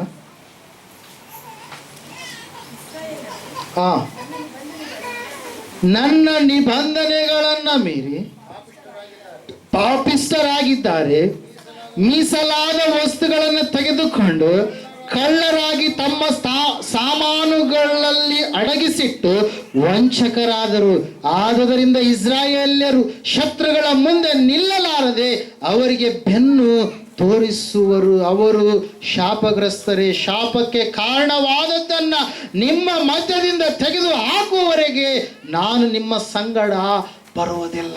ಹಲ್ಲೆಲೂಯಾ. ನೋಡ್ರಿ, ದೋಷವನ್ನು ಮುಚ್ಚಿಕೊಂಡು ಇರುವಂತ ಆ ಆಕಾನ, ತಪ್ಪು ಕಳ್ಳತನ ಮಾಡಿರ್ತಕ್ಕಂಥ ಆಕಾನ, ಆತನು ಇಡೀ ಇಸ್ರಾಯೇಲರಿಗೆ, ಅಬ್ರಾಹ್ಮನ ವಂಶಸ್ಥರು ಎಲ್ಲರಿಗೂ ಕೂಡ ಏನು ತಂದಂತ್ರಿ, ಶಾಪವನ್ನು ತಂದು ಹಾಕಿದ. ದೇವರವರ ಮಧ್ಯದಲ್ಲಿ ಇಲ್ಲ, ದೇವರವರ ಸಂಗಡ ಇರುವಾಗ ಅವರಿಗೆ ಜಯ, ದೇವರು ಇಲ್ಲದೆ ಇರುವಾಗ ಅವರಿಗೆ ಅಪಜಯ, ಸೋಲು, ಅವಮಾನ, ಕತ್ತಲೆ, ಭಯಂಕರವಾದಂಥ ನಷ್ಟ ಎನ್ನುವಂಥದ್ದು ಅವರಿಗೆ ಸಂಭವಿಸ್ತ ಪ್ರೇರೆ. ಅದಕ್ಕಾಗಿ ನಾವು ನೋಡ್ತಾ ಇದ್ದೇವೆ, ದೇವರು ವಾಕ್ಯ ಹೇಳ್ತದೆ, ಸತ್ಯವೇದ ಹೇಳ್ತಾ ಇದೆ ಪ್ರೇರೆ, ಇವತ್ತು ಆ ಆಕಾನನ ದೋಷವನ್ನ ಆತನ ದೋಷವನ್ನ ಒಪ್ಪಿಕೊಂಡಿದ್ದಾದ ಮೇಲೆ ಅಲ್ಲಿ ನಾವು ನೋಡ್ತಾ ಇದ್ದೇವೆ ಪ್ರೇರೆ, ದೇವರು ಹೇಳ್ತಾ ಇದ್ದಾನೆ ಆ ಒಂದು ಶಾಪಗ್ರಸ್ತವಾಗಿರುವಂಥದ್ದನ್ನು ತೆಗೆದು ಹಾಕುವವರೆಗೂ ಕೂಡ ಬರೋದಿಲ್ಲ ಎಂಬುದಾಗಿ. ಆ ಸಮಯದಲ್ಲಿ ನಾವು ನೋಡ್ತಾ ಇದ್ದೇವೆ, ಯೆಹೋಶುವನು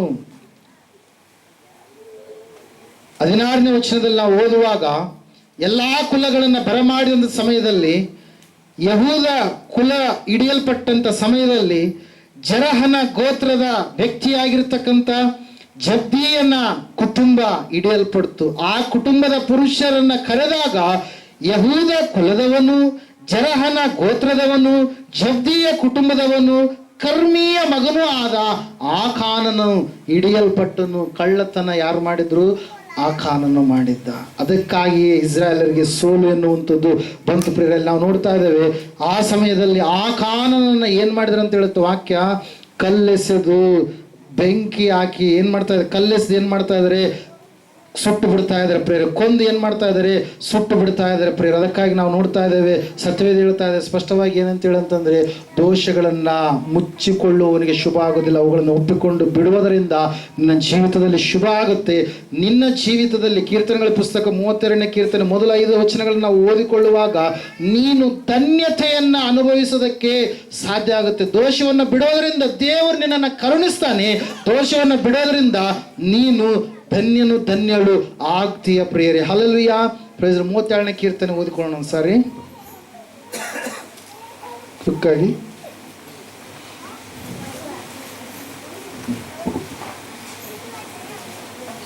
ಯಾವನ ದ್ರೋಹವು ಪರಿಹಾರವಾಗಿದೆಯೋ, ಯಾವನ ಪಾಪವು ಕ್ಷಮಿಸಲ್ಪಟ್ಟಿದೆಯೋ ಅವನೇ ಧನ್ಯನು.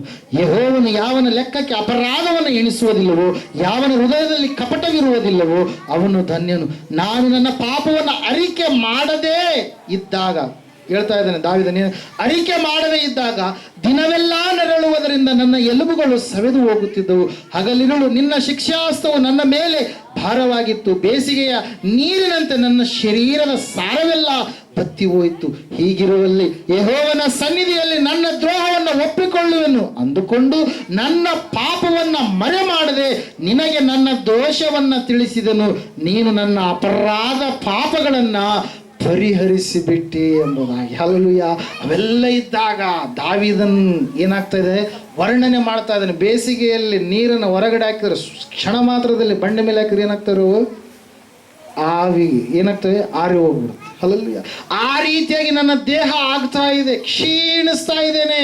ಕಾರಣ ದೋಷಗಳು, ಪಾಪಗಳು ಅರಿಕೆ ಮಾಡಲಾರಂಥ ಸ್ಥಿತಿಯಲ್ಲಿ ನಾನು ಇರುವುದರಿಂದ ನನ್ನ ದೇಹವೆಲ್ಲ ಆ ರೀತಿಯಾಗಿದೆ.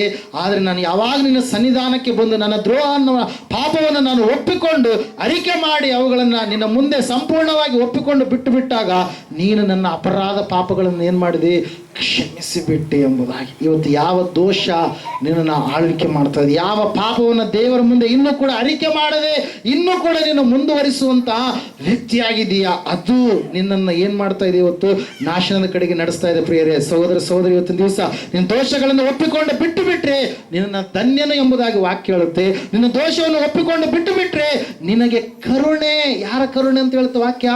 ದೇವರ ಕರುಣೆಯನ್ನು ನೀನು ಹೊಂದಿಕೊಳ್ತಾ ಇದ್ದೆ. ದೇವರು ನಿನ್ನ ಮೇಲೆ ಕರುಣೆಯನ್ನು, ಕನಿಕರವನ್ನು ತೋರಿಸಿದರೆ ಖಂಡಿತವಾಗಿಯೂ ಕೂಡ ಆಯುಷ್ಕಾಲ ನಾಶವಾಗುವಂಥ ಸ್ಥಿತಿಯ ಕಡೆಗೆ ಬಂದಿದ್ದಾಗಲೂ ಕೂಡ ದೇವರು ಕರುಣೆ ತೋರಿಸಿದಾಗ ದೇವರು ಏನು ಮಾಡ್ತಾನೆ, ಪುನಃ ಆಯುಷ್ಯನ್ನು ಏನು ಮಾಡ್ತಾನಂತ ಹೆಚ್ಚಿಸ್ತಾನೆ. ನಿನ್ನ ಜೀವಿತದಲ್ಲಿ ಅದ್ಭುತವನ್ನು ಮಾಡ್ತಾನೆ. ಪ್ರೇರಿಲ್ಲ, ನಾವು ನೋಡ್ತಾ ಇದ್ದೇವೆ, ವಾಕ್ಯ ಹೇಳ್ತಾ, ಸತ್ಯವೇದ ಹೇಳ್ತಾ ಇದೆ ಸ್ಪಷ್ಟವಾಗಿ, ದೋಷಗಳನ್ನು ಒಪ್ಪಿಕೊಂಡು ಬಿಟ್ಟು ಬಿಟ್ರೆ ನಿನಗೆ ಕ್ಷಮಾಪಣೆ, ಧನ್ಯತೆ, ಕರುಣೆಯನ್ನು ನೀನು ಅನುಭವಿಸೋದಕ್ಕೆ ಸಾಧ್ಯ ಆಗುತ್ತೆ. ಪ್ರೇರಿ, ನಾವು ನೋಡ್ತಾ ಇದ್ದೇವೆ.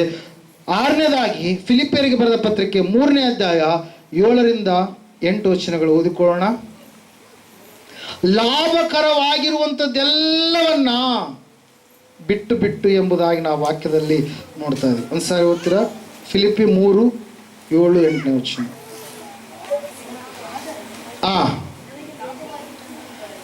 ನನಗೆ ಲಾಭವಾಗಿರುವಂಥದ್ದೆಲ್ಲವನ್ನು ಕ್ರಿಸ್ತನ ನಿಮಿತ್ತ ನಷ್ಟವೆಂದೆಣಿಸಿದ್ದೇನೆ.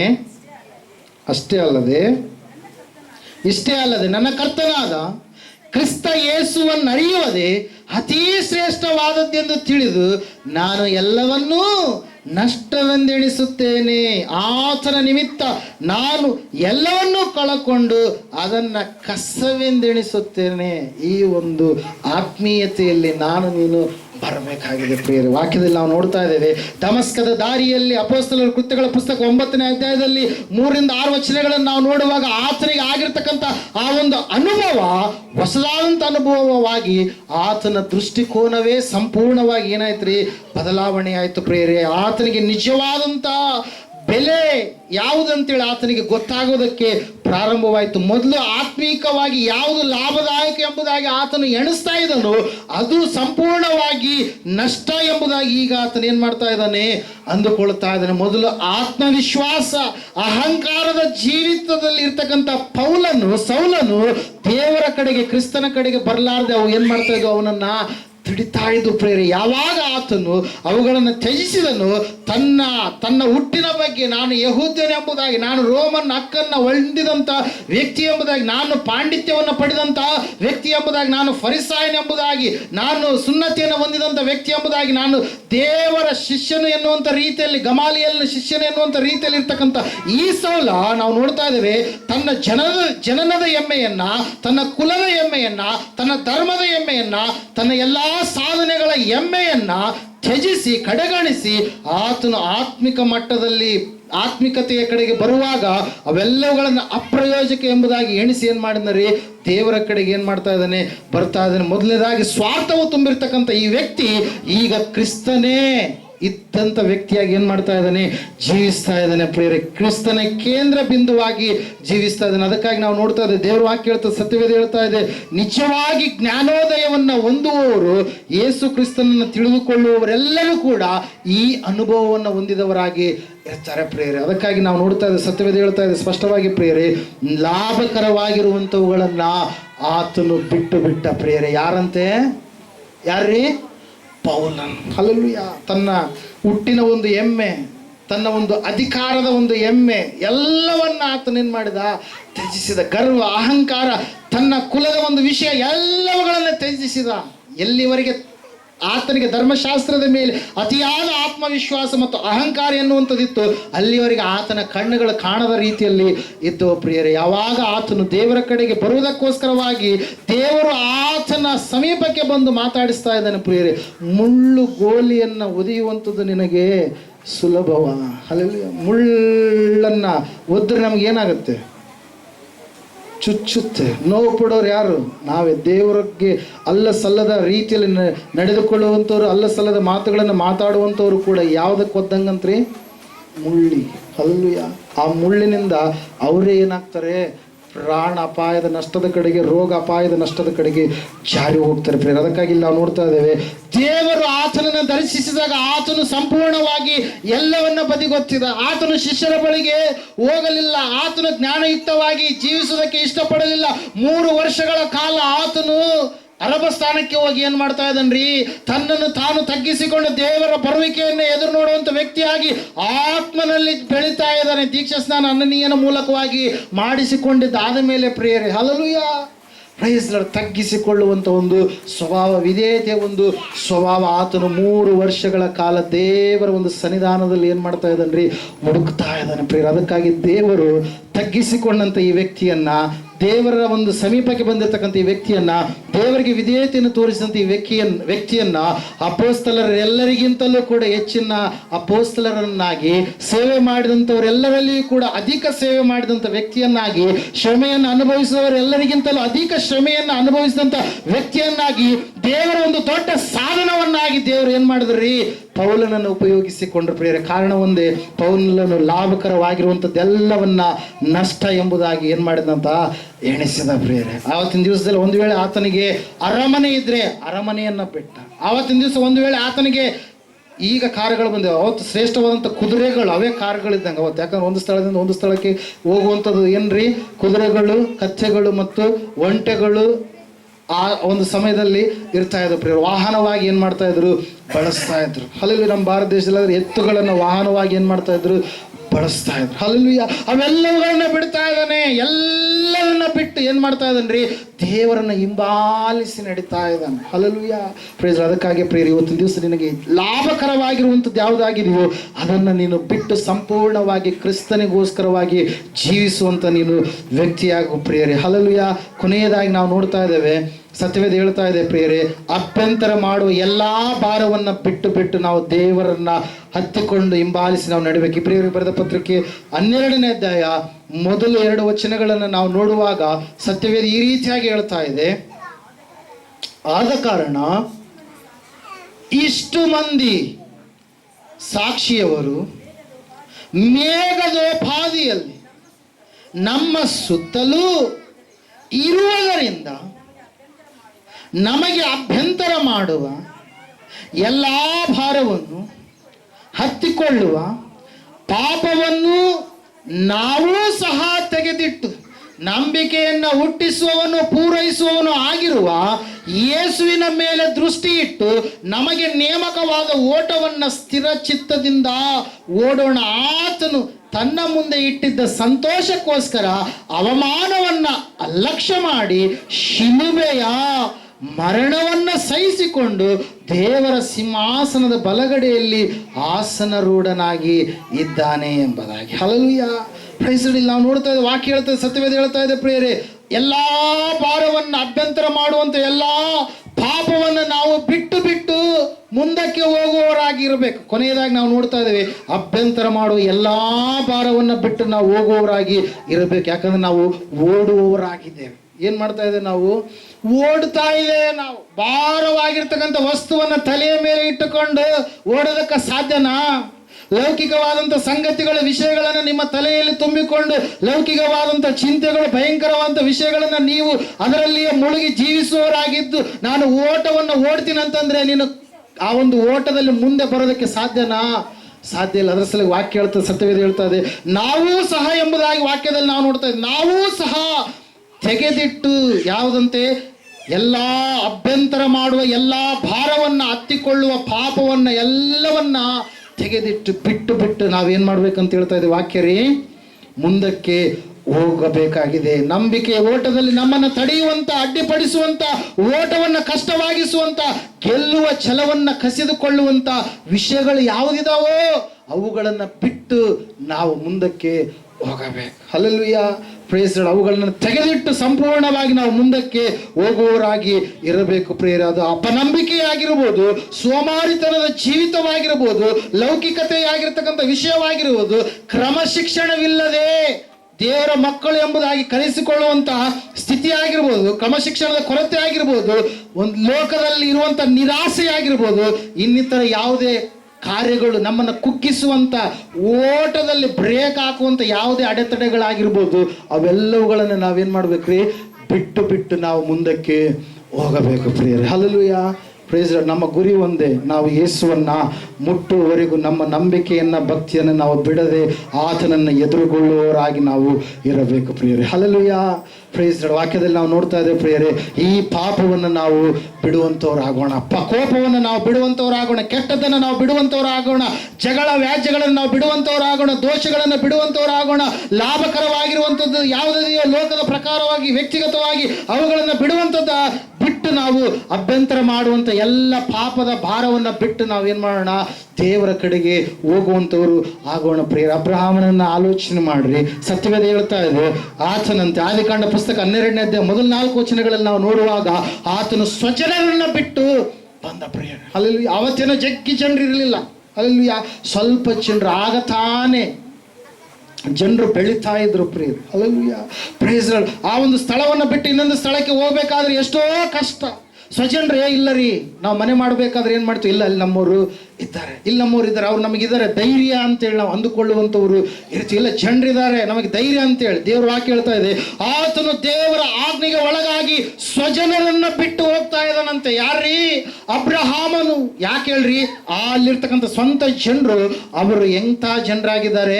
ಆ ಸ್ವಂತ ಜನರು ಎಂಥ ಜನರಾಗಿದ್ದಾರೆ? ಅವರು ದೇವರನ್ನ ನಂಬಲಾರದ ಜನರಾಗಿ, ದೇವರಿಗೆ ವಿರುದ್ಧವಾಗಿ ನಡೆಯುವಂಥ ಜನರಾಗಿರುವ ಕಾರಣಕ್ಕಾಗಿ, ಭಕ್ತಿ ಇರಲಾರದ ಜನರಾಗಿರುವ ಕಾರಣಕ್ಕಾಗಿ, ಪಾರಂಪರ್ಯಗಳಿಂದ ಬಂದಿರತಕ್ಕಂಥ ವ್ಯರ್ಥ ಸಂಪ್ರದಾಯ ಪದ್ಧತಿಗಳನ್ನು ಆಚರಣೆ ಮಾಡುವಂಥ ಜನರಾಗಿರುವ ಕಾರಣಕ್ಕಾಗಿ, ವಿಗ್ರಹ ಆರಾಧನೆಗಳನ್ನು ಮಾಡುವಂಥ ಜನರಾಗಿರುವ ಕಾರಣಕ್ಕಾಗಿ ದೇವರು ಹೇಳ್ತಾ ಇದ್ದಾನೆ, ಅಬ್ರಹಾಮನಿಗೆ ಬಿಟ್ಟು ನೀನು ಬಾ ಎಂಬುದಾಗಿ ಹೇಳಿದಾಗ ಸ್ವಜನರನ್ನ, ಬಂಧು ಬಳಗವನ್ನ ಬಿಟ್ಟು ಆತನ ಏನ್ ಮಾಡಿದಂತೆ ದೇವರಿಗಾಗಿ ಹೊರಟು ಬಂದ. ಇವತ್ತು ನಾವು ಯಾಕೆ ದೇವರಿಗೋಸ್ಕರವಾಗಿ ಈ ಲೋಕದಲ್ಲಿರ್ತಕ್ಕಂಥ ಲೌಕಿಕವಾದಂಥ ಕ್ರಿಯೆಗಳನ್ನು ಬಿಟ್ಟು ದೇವರಿಗೋಸ್ಕರವಾಗಿ ಬಾಳ್ತಾ ಇಲ್ಲ ಅಂತಂದ್ರೆ ನಾವು ದೇವರಿಗಿಂತ ಹೆಚ್ಚಾಗಿ ಲೋಕವನ್ನೇ ಪ್ರೀತಿಸ್ತಾ ಇದ್ದೀವೇನು? ಹಲ್ಲೆಲೂಯಾ.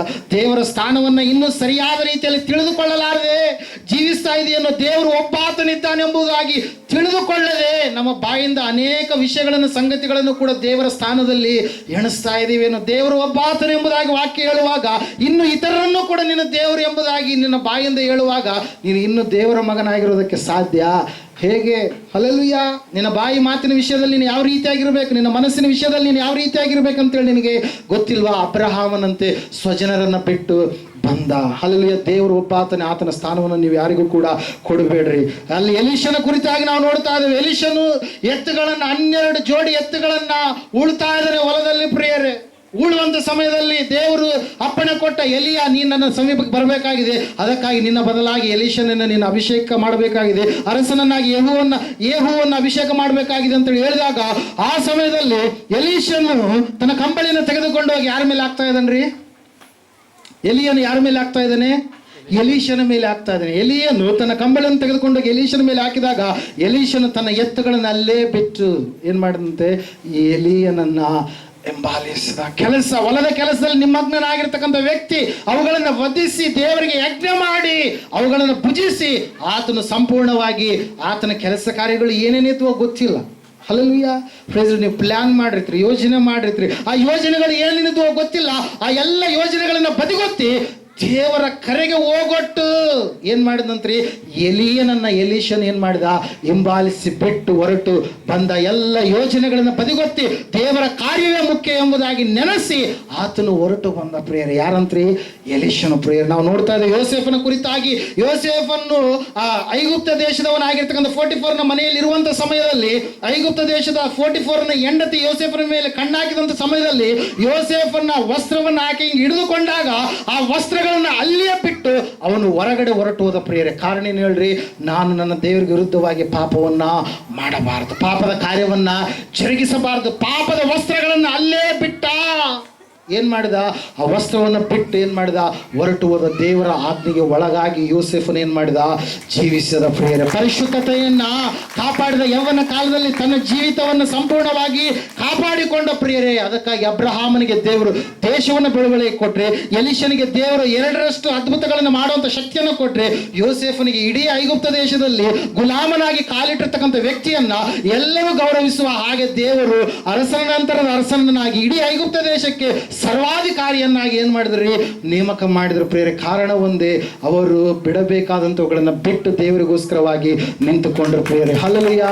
ಇವತ್ತು ನೀನು ಬಿಡಲಾರದೆ ಇದ್ರೆ ಖಂಡಿತವಾಗಿ ನೀನು ಬಲಹೀನತೆ ಕಡೆಗೆ ನಡೆಸಲ್ಪಡುವಂತ ವ್ಯಕ್ತಿ ಆಗ್ತದೆ. ಯೇಸು ಸ್ವಾಮಿ ಪಾದಾಚಾರಿಯಾಗಿ ಸಂಚಾರಿಯಾಗಿ ಆತನು ಈ ಲೋಕಕ್ಕೆ ಬಂದಂತ ಸಮಯದಲ್ಲಿ ಅನೇಕರಿಗೆ ಸುವಾರ್ತೆಯನ್ನು ಸಾರಿದಾಗ ಮಧ್ಯಾಹ್ನದ ಸಮಯದಲ್ಲಿ ಸಮಾರ್ಯದ ಸುಕಾರೆ ಎನ್ನುವಂತ ಗ್ರಾಮದಲ್ಲಿ ಬಾವಿಯ ಬಳಿಯಲ್ಲಿ, ಯಾಕೋಬನ ಬಾವಿಯ ಬಳಿಯಲ್ಲಿ ನೀರನ್ನು ತೆಗೆದುಕೊಂಡು ಬರೋದಕ್ಕೆ ಕೊಡವನ್ನು ತೆಗೆದುಕೊಂಡು ಬಂದಿರತಕ್ಕಂಥ ಒಬ್ಬ ತಾಯಿ ಯೇಸು ಸ್ವಾಮಿ ಆಕೆ ಸಂಗಡ ಮಾತಾಡಿದಾಗ ಆತನು ಯಾರಂತೇಳಿ ಆಕೆಗೆ ಗೊತ್ತಾದಾಗ ಆಕೆ ಕೊಡವನ್ನ ಅಲ್ಲೇ ಬಿಟ್ಟು ಆಕೆ ಏನ್ ಮಾಡಿದ್ಲಂತ್ರಿ?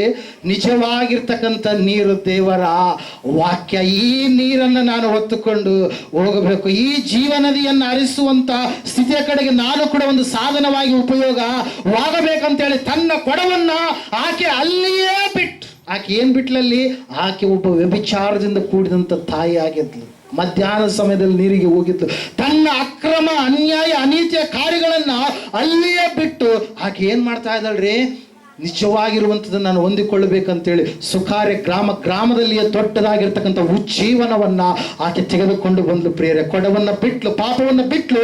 ಆಕೆ ದೇವರಿಗೆ ನಿಜವಾದಂತ ಇಷ್ಟವಾಗಿರ್ತಕ್ಕಂಥ ಯಾವ ಒಂದು ನೀರು ಮುಖ್ಯವೋ ಆ ನೀರಿನ ಕುರಿತಾಗಿ ತಿಳಿಸಲ್ಪಡೋದಕ್ಕೆ ಆಕೆ ಹೊರಟು ಹೋದ್ಲು. ಪ್ರಿಯರೇ, ಬಾವಿಯಲ್ಲಿರ್ತಕ್ಕಂಥ ನೀರಲ್ಲ, ನಿಜವಾಗಿರ್ತಕ್ಕಂಥ ಜೀವ ಜಲವಾಗಿರುವಂತ ಆತ್ಮ ಜಲವಾಗಿರ್ತಕ್ಕಂಥ ಯೇಸು ಕ್ರಿಸ್ತನ ಕುರಿತಾಗಿ ಆಕೆ ತಿಳಿಸೋದಕ್ಕೆ ಹೋದ್ಲು. ಪ್ರಿಯರೇ, ಹಲ್ಲೆಲೂಯಾ. Praise the Lord. ವಾಕ್ಯದಲ್ಲಿ ನಾವು ನೋಡ್ತಾ ಇದ್ದೇವೆ, ಸತ್ಯವೇದ ಹೇಳ್ತಾ ಇದೆ ಸ್ಪಷ್ಟವಾಗಿ. ಪ್ರಿಯರೇ, ಯೇಸು ಸ್ವಾಮಿ ಸೇವೆಗೆ ಆಯ್ಕೆ ಮಾಡಿಕೊಳ್ಳುವಂತ ಸಮಯದಲ್ಲಿ ಆತನು ಶಿಷ್ಯರನ್ನ ಕರೆದ. ಶಿಷ್ಯರು ಏನ್ ಮಾಡ್ತಾ ಇದ್ದಾರೆ? ಬಲೆಗಳನ್ನ ಹಾಕ್ತಾ ಇದ್ದಾರೆ. ಹಲ್ಲೆಲೂಯಾ. ಎಲ್ಲಿ ಹಾಕ್ತಾ ಇದ್ದಾರೆ? ಸಮುದ್ರದಲ್ಲಿ ಬಲೆಗಳನ್ನ ಹಾಕ್ತಾ ಇದ್ದಾರೆ. ನನ್ನನ್ನ ಹಿಂಬಾಲಿಸಿರಿ ಅಂತೇಳಿ ಒಂದೇ ಮಾತು ಹೇಳಿದ್ರು. ಹಲ್ಲೆಲೂಯಾ. ಆ ಸಮಯದಲ್ಲಿ ಬಲೆಯನ್ನ ಬಿಟ್ಟರು. ತಮ್ಮ ತಂದೆಯಲ್ಲಿ ನಾವು ನೋಡ್ತಾ ಇದ್ದೇವೆ ಜೆಬೆದಾಯನನ್ನು ಕೂಡ ಬಿಟ್ಟು ಏನ್ ಮಾಡಿದ್ರು ಅಂತ ಹೇಳ್ತಾ ಇದ್ದ ವಾಕ್ಯ, ಯೇಸುವನ್ನ ಹಿಂಬಾಲಿಸಿ ಹೋದರು. ಪ್ರಿಯರೇ, ಹಲ್ಲೆಲೂಯಾ. Praise lord. ಸುಕಾರೆ ಗ್ರಾಮದ ಆ ತಾಯಿ ಇಡೀ ಸುಕಾರೆ ಗ್ರಾಮದಲ್ಲಿ ಒಂದು ದೊಡ್ಡ ಉಜ್ಜೀವನವನ್ನು ಉಂಟು ಮಾಡಿ ಲೋಕ ರಕ್ಷಕನು ಯೇಸುವೆ ಎಂಬುದಾಗಿ ಆ ಜನರ ಬಾಯಿಯ ಮೂಲಕವಾಗಿ ಆಕೆ ಹೇಳಿಸುವುದಕ್ಕಾಗಿ ಒಂದು ದೊಡ್ಡ ಸಾಧನವಾಗಿ ಮಾರ್ಪಾಟಾದ್ಲು. ಪ್ರಿಯರೇ, ಆಕೆ ಕೊಡವನ್ನು ಬಿಡಲಾಗ ಒಂದು ವೇಳೆ ಹಾಗೆ ಕೊಡದ ಮೂಲಕವಾಗಿ ನೀರನ್ನು ತೆಗೆದುಕೊಂಡು ಹೋಗಿ ಬರುವಂಥವ್ರು ಯಾರಾದ್ರೂ ಬೇರೆ ವ್ಯಕ್ತಿಗಳು ಬರ್ತಾರೇನೋ ಅಂತೇಳಿ ಅವರ ಸಂಗಡ ಪಾಪ ಮಾಡಿದ್ರೆ ಖಂಡಿತವಾಗಿ ಆಕೆ ನಷ್ಟವನ್ನ ಹೊಂದುತ್ತಾ ಇದ್ಲು. ಪ್ರಿಯರೇ, ಆದ್ರೆ ಆಕೆ ಚರಿತ್ರೆಯನ್ನು ಬದಲಾಯಿಸಿರುವಂಥವ್ರು ಯಾರ್ರೀ? ಯೇಸು ಕ್ರಿಸ್ತನ. ಪ್ರಿಯರೇ, ಹಲ್ಲೆಲೂಯಾ. Praise Lord. ನಾವು ನೋಡ್ತಾ ಇದ್ದೇವೆ ಶಿಷ್ಯರು ಆ ಬಲೆಗಳನ್ನ ಅಲ್ಲೇ ಬಿಟ್ಟು ಏನ್ ಮಾಡಿದ್ರಂತೆ?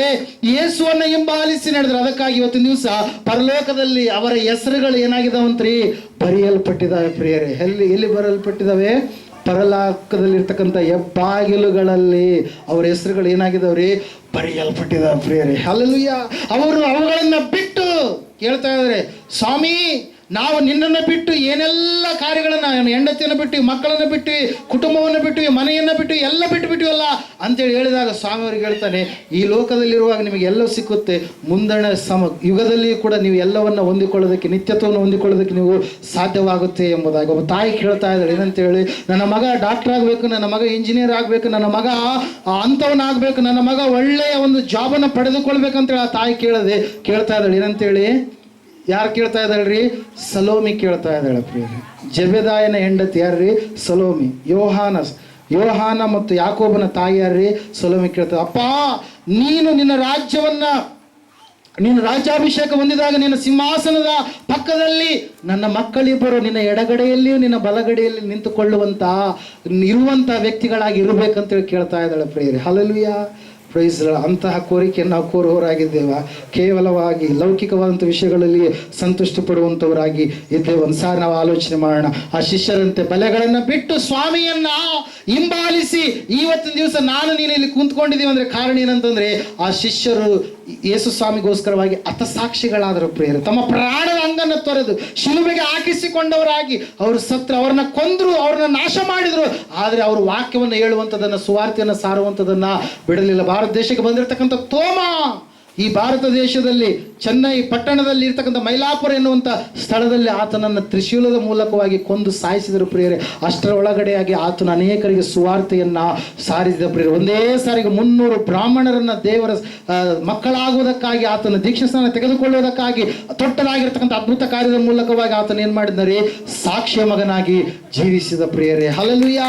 ಪ್ರಿಯರೇ, ಅದಕ್ಕಾಗಿ ನಾವು ನೋಡ್ತಾ ಇದ್ದೇವೆ, ದೇವರ ವಾಕ್ಯ ಹೇಳ್ತಾ, ಸತ್ಯವೇದ ಹೇಳ್ತಾ ಇದೆ ಸ್ಪಷ್ಟವಾಗಿ ಪ್ರಿಯರೇ. ಆ ಅಬ್ರಹಾಮನು ಸ್ವಜನರನ್ನು ಬಿಟ್ಟ, ಎಲೀಷನ ಎತ್ತುಗಳನ್ನು ಬಿಟ್ಟ, ಯೋಸೇಫನ ವಸ್ತ್ರಗಳನ್ನು ಬಿಟ್ಟ, ಸಮಾರ್ಯ ಸ್ತ್ರೀ ಕೊಡವನ್ನು ಬಿಟ್ಲು. ಅದೇ ರೀತಿಯಾಗಿ ಶಿಷ್ಯರು ಬಲೆಗಳನ್ನ ಬಿಟ್ಟರು. ಮತ್ತೆ ನಾವು ನೋಡ್ತಾ ಇದ್ದೇವೆ, ಪೌಲನಂತೂ ಆತನು 11ನೇ ಅಧ್ಯಾಯ 12ನೇ ವಚನದಲ್ಲಿ, 3ನೇ ಅಧ್ಯಾಯ ಫಿಲಿಪ್ಪದವರಿಗೆ ಬರೆದ ಪತ್ರಿಕೆ 11-12 ವಚನದಲ್ಲಿ ನಾವು ನೋಡುವಾಗ ಆತನು ಹೇಳ್ತಾ ಇದ್ದಾನೆ, ನಾನು ಕ್ರಿಸ್ತನಿಗೋಸ್ಕರವಾಗಿ ಸಮಸ್ತವನ್ನು ನಾನು ಏನು ಮಾಡಿದಂತೆ ಬಿಟ್ಟೆನು ಎಂಬುದಾಗಿ. ಹಲ್ಲೆಲೂಯಾ. ಅದಕ್ಕಾಗಿ ಆತನ ವಾಕ್ಯದ ಕುರಿತಾಗಿ, ಆತನ ಕುರಿತಾಗಿ ನಾವು ನೋಡುವಾಗ ಮರ್ಮಗಳನ್ನು ದೇವರು ಆತನಿಗೆ ಪ್ರಕಟಪಡಿಸಿದ. ಸೆರೆಮನೆಯಲ್ಲಿದ್ದಾಗಲೂ ಕೂಡ ಆತನ ದೇವರ ಪತ್ರಿಕೆಗಳನ್ನು ಬರೆದ 14 ಪತ್ರಿಕೆಗಳು ಇವತ್ತು ಸಭೆಗೆ ಎಷ್ಟು ಉಪಯೋಗಕರವಾಗಿ, ಉಜ್ಜೀವನಕ್ಕೆ ಎಷ್ಟು ಸೊಗಸಾದಂಥ ಕಾರ್ಯಗಳಾಗಿ, ಪ್ರಾರಂಭದಲ್ಲಿ ನಾವು ನೋಡೋದು ಅಪೊಸ್ತಲರ ಕೃತ್ಯಗಳಲ್ಲಿ ಎಲ್ಲರ ಸೇವೆಗಿಂತಲೂ ಯಾರ ಸೇವೆ ರೀ? ಪೌಲನ ಸೇವೆ ಹೆಚ್ಚಾಗಿ ಬರೆಯಲ್ಪಟ್ಟಿರುವಂಥದ್ದು. ಹಲ್ಲೆಲೂಯಾ. 3 ಸುವಾರ್ಥ ಪ್ರಯಾಣಗಳನ್ನು ಆತನು ಪ್ರಾರಂಭಿಸಿದ, ಅನೇಕ ಶ್ರಮೆಗಳನ್ನು ಆತನು ಅನುಭವಿಸಿದ, ಸಮಸ್ತವನ್ನ ಬಿಟ್ಟು ದೇವರನ್ನ ಹಿಂಬಾಲಿಸುವಂಥ ಮಗನಾಗಿರುವ ಕಾರಣಕ್ಕಾಗಿ ಇವತ್ತು ಎಲ್ಲೋ ಹುಟ್ಟಿ ಎಲ್ಲೋ ಬೆಳೆದಿರ್ತಕ್ಕಂಥ ಆ ವ್ಯಕ್ತಿಯನ್ನು ನಾವೇನು ಮಾಡ್ತಾ ಇದ್ದೇವೆ, ನೆನೆಸ್ಕೊಳ್ತಾ ಇದ್ದೇವೆ ಪ್ರಿಯರೇ. ಅದಕ್ಕಾಗಿ ಸಹೋದರ ಸಹೋದರಿ, ಇವತ್ತು ಪಾಪವನ್ನು ಬಿಡೋಣ, ಕೋಪವನ್ನು ಬಿಡೋಣ, ಕೆಟ್ಟದನ್ನು ಬಿಡೋಣ, ವ್ಯಾಜ್ಯಗಳನ್ನು ಬಿಡೋಣ, ದೋಷಗಳನ್ನು ಬಿಡೋಣ, ಲಾಭಕರವಾಗಿರುವಂಥದ್ದೆಲ್ಲವನ್ನು ಬಿಟ್ಟು ಅಭ್ಯಂತರ ಮಾಡುವ ಎಲ್ಲ ಪಾಪಗಳನ್ನು ನಾವು ಬಿಟ್ಟು ಸಂಪೂರ್ಣವಾಗಿ ದೇವರಿಗೋಸ್ಕರವಾಗಿ ಜೀವಿಸುವಂಥ ಮಕ್ಕಳಾಗೋಣ. ಅದುವೇ ದೇವರ ಒಂದು ಚಿತ್ತವಾಗಿದೆ. ಈ ಸಮಯದಲ್ಲಿ ನಾವೆಲ್ಲರೂ ನಿಂತುಕೊಳ್ಳೋಣ, ಪ್ರಾರ್ಥನೆ ಮಾಡೋಣ. ದೇವರ ವಾಕ್ಯ ಹೇಳ್ತದೆ, ಸಹೋದರ ಸಹೋದರಿ, ಇವತ್ತು ಇವುಗಳನ್ನು ಬಿಡಲಾರದೆ ಹಂಗೆ ಇಟ್ಟುಕೊಂಡಿದ್ರೆ ನಿನಗೆ ಕ್ಷಮಾಪಣೆ ಇರೋದಕ್ಕೆ ಸಾಧ್ಯ ಇಲ್ಲ, ಕರುಣೆ ಸಿಗೋದಕ್ಕೆ ಸಾಧ್ಯ ಇಲ್ಲ, ನಿನ್ನ ಶುದ್ಧಿ ಆಗೋದಕ್ಕೆ ಸಾಧ್ಯ ಇಲ್ಲ, ನಿನ್ನ ಅಭಿವೃದ್ಧಿ ಆಗೋದಕ್ಕೆ ಸಾಧ್ಯ ಇಲ್ಲ. ಈ 7 ವಿಷಯಗಳನ್ನು ಸಂಪೂರ್ಣವಾಗಿ ನೀನು ಬಿಟ್ಟು ದೇವರ ಕಡೆಗೆ ತಿರುಗಿಕೊಂಡು ಸಂಪೂರ್ಣವಾಗಿ ಆತ್ಮಾನುಸಾರವಾಗಿ ನೀನು ಜೀವಿಸುವಂಥದ್ದೇ ಆದರೆ, ಲೌಕಿಕವಾದಂಥ ಸಂಗತಿಗಳಿಗೆ ಎಷ್ಟು ಪ್ರಾಧಾನ್ಯತೆಯನ್ನು ಕೊಟ್ಟು ಆತ್ಮನ ವಿಷಯಗಳನ್ನು ಇಲ್ಲಿಯವರೆಗೆ ಎಷ್ಟು ನೀನು ತಿರಸ್ಕಾರ ಮಾಡಿದೆಯೋ, ಇನ್ನು ಮುಂದೆ ಆದರೂ ಆತ್ಮನ ವಿಷಯಗಳಿಗೆ ಪ್ರಾಧಾನ್ಯತೆಯನ್ನು ಕೊಟ್ಟು ಲೌಕಿಕ ವಿಷಯಗಳನ್ನು ತಿರಸ್ಕರಿಸಿ, ಪೌಲನೋಪಾದಿಯಲ್ಲಿ, ಅಬ್ರಹಾಮನೋಪಾದಿಯಲ್ಲಿ, ಸುಕಾರ ಗ್ರಾಮದ ಸಮಾರ್ಯ ಸ್ತ್ರೀಯೋಪಾದಿಯಲ್ಲಿ, ಯೋಸೇಫನೋಪಾದಿಯಲ್ಲಿ, ಶಿಷ್ಯರೋಪಾದಿಯಲ್ಲಿ ಸಂಪೂರ್ಣವಾಗಿ ಬಿಡಬೇಕಾದಂಥವುಗಳನ್ನು ಬಿಟ್ಟು ಹೊಂದಿಕೊಳ್ಳಬೇಕಾದಂಥ ಸ್ಥಿತಿಗಳನ್ನು ಹೊಂದಿಕೊಳ್ಳುವುದಕ್ಕಾಗಿ ಆಶೀರ್ವಾದದ ಬಾಧ್ಯವಾಗಿ ಪಡೆದಿರ್ತಕ್ಕಂಥ ಎಲೀಷನೋಪಾದಿಯಲ್ಲಿ ನಾವು ಮುಂದೆ ಸಾಗುವಂಥವರು ಆಗೋಣ. ಪಾಪವನ್ನು ಬಿಡೋಣ, ಕೋಪವನ್ನು ಬಿಡೋಣ, ವ್ಯಾಜ್ಯಗಳನ್ನು, ಜಗಳಗಳನ್ನು ಬಿಟ್ಟು ಬಿಡೋಣ. ಲಾಭಕರವಾಗಿರುವಂಥವುಗಳನ್ನು ಬಿಟ್ಟು ಬಿಡೋಣ. ಅಭ್ಯಂತರ ಮಾಡುವ ಚಿಕ್ಕದೇ ದೊಡ್ಡದೇ ಆಗಿರುವಂಥ ಭಾರ ಹತ್ತಿಕೊಂಡಿರುವಂಥ ಭಾರವನ್ನೆಲ್ಲ ಬಿಟ್ಟು ಬಿಡೋಣ. ಮೋಶೆ ಬಿಟ್ಟು ಬಿಟ್ಟು ಆತನು ಹೊರಟು ಬಂದ. ಅಕ್ರಮ, ಅನೀತಿ, ಪಾಪವನ್ನು ಮಾಡಿರ್ತಕ್ಕಂಥ ಜಕ್ಕ ಬಿಟ್ಟು ಬಿಟ್ಟು ದೇವರನ್ನ ಆತನು ಹೊಂದಿಕೊಂಡು ಜೀವಿಸಿದೆ. ಇವತ್ತು ನಿನ್ನ ನನ್ನ ಜೀವಿತ ಯಾವ ರೀತಿಯಾಗಿದೆ? ಮಾದರಿಕರವಾದಂಥ ಕ್ರಿಸ್ತಿಯ ಜೀವಿತವಾಗಿದೆನಾ ಅಥವಾ ಇಲ್ಲದಾಗಿದೆನಾ? ಒಂದು ಸಾರಿ ನಮ್ಮ ಆತ್ಮೀಯ ಜೀವಿತವನ್ನು ನಾವು ಪರೀಕ್ಷೆ ಮಾಡಿಕೊಳ್ಳೋಣ. ಪ್ರಾರ್ಥನೆ.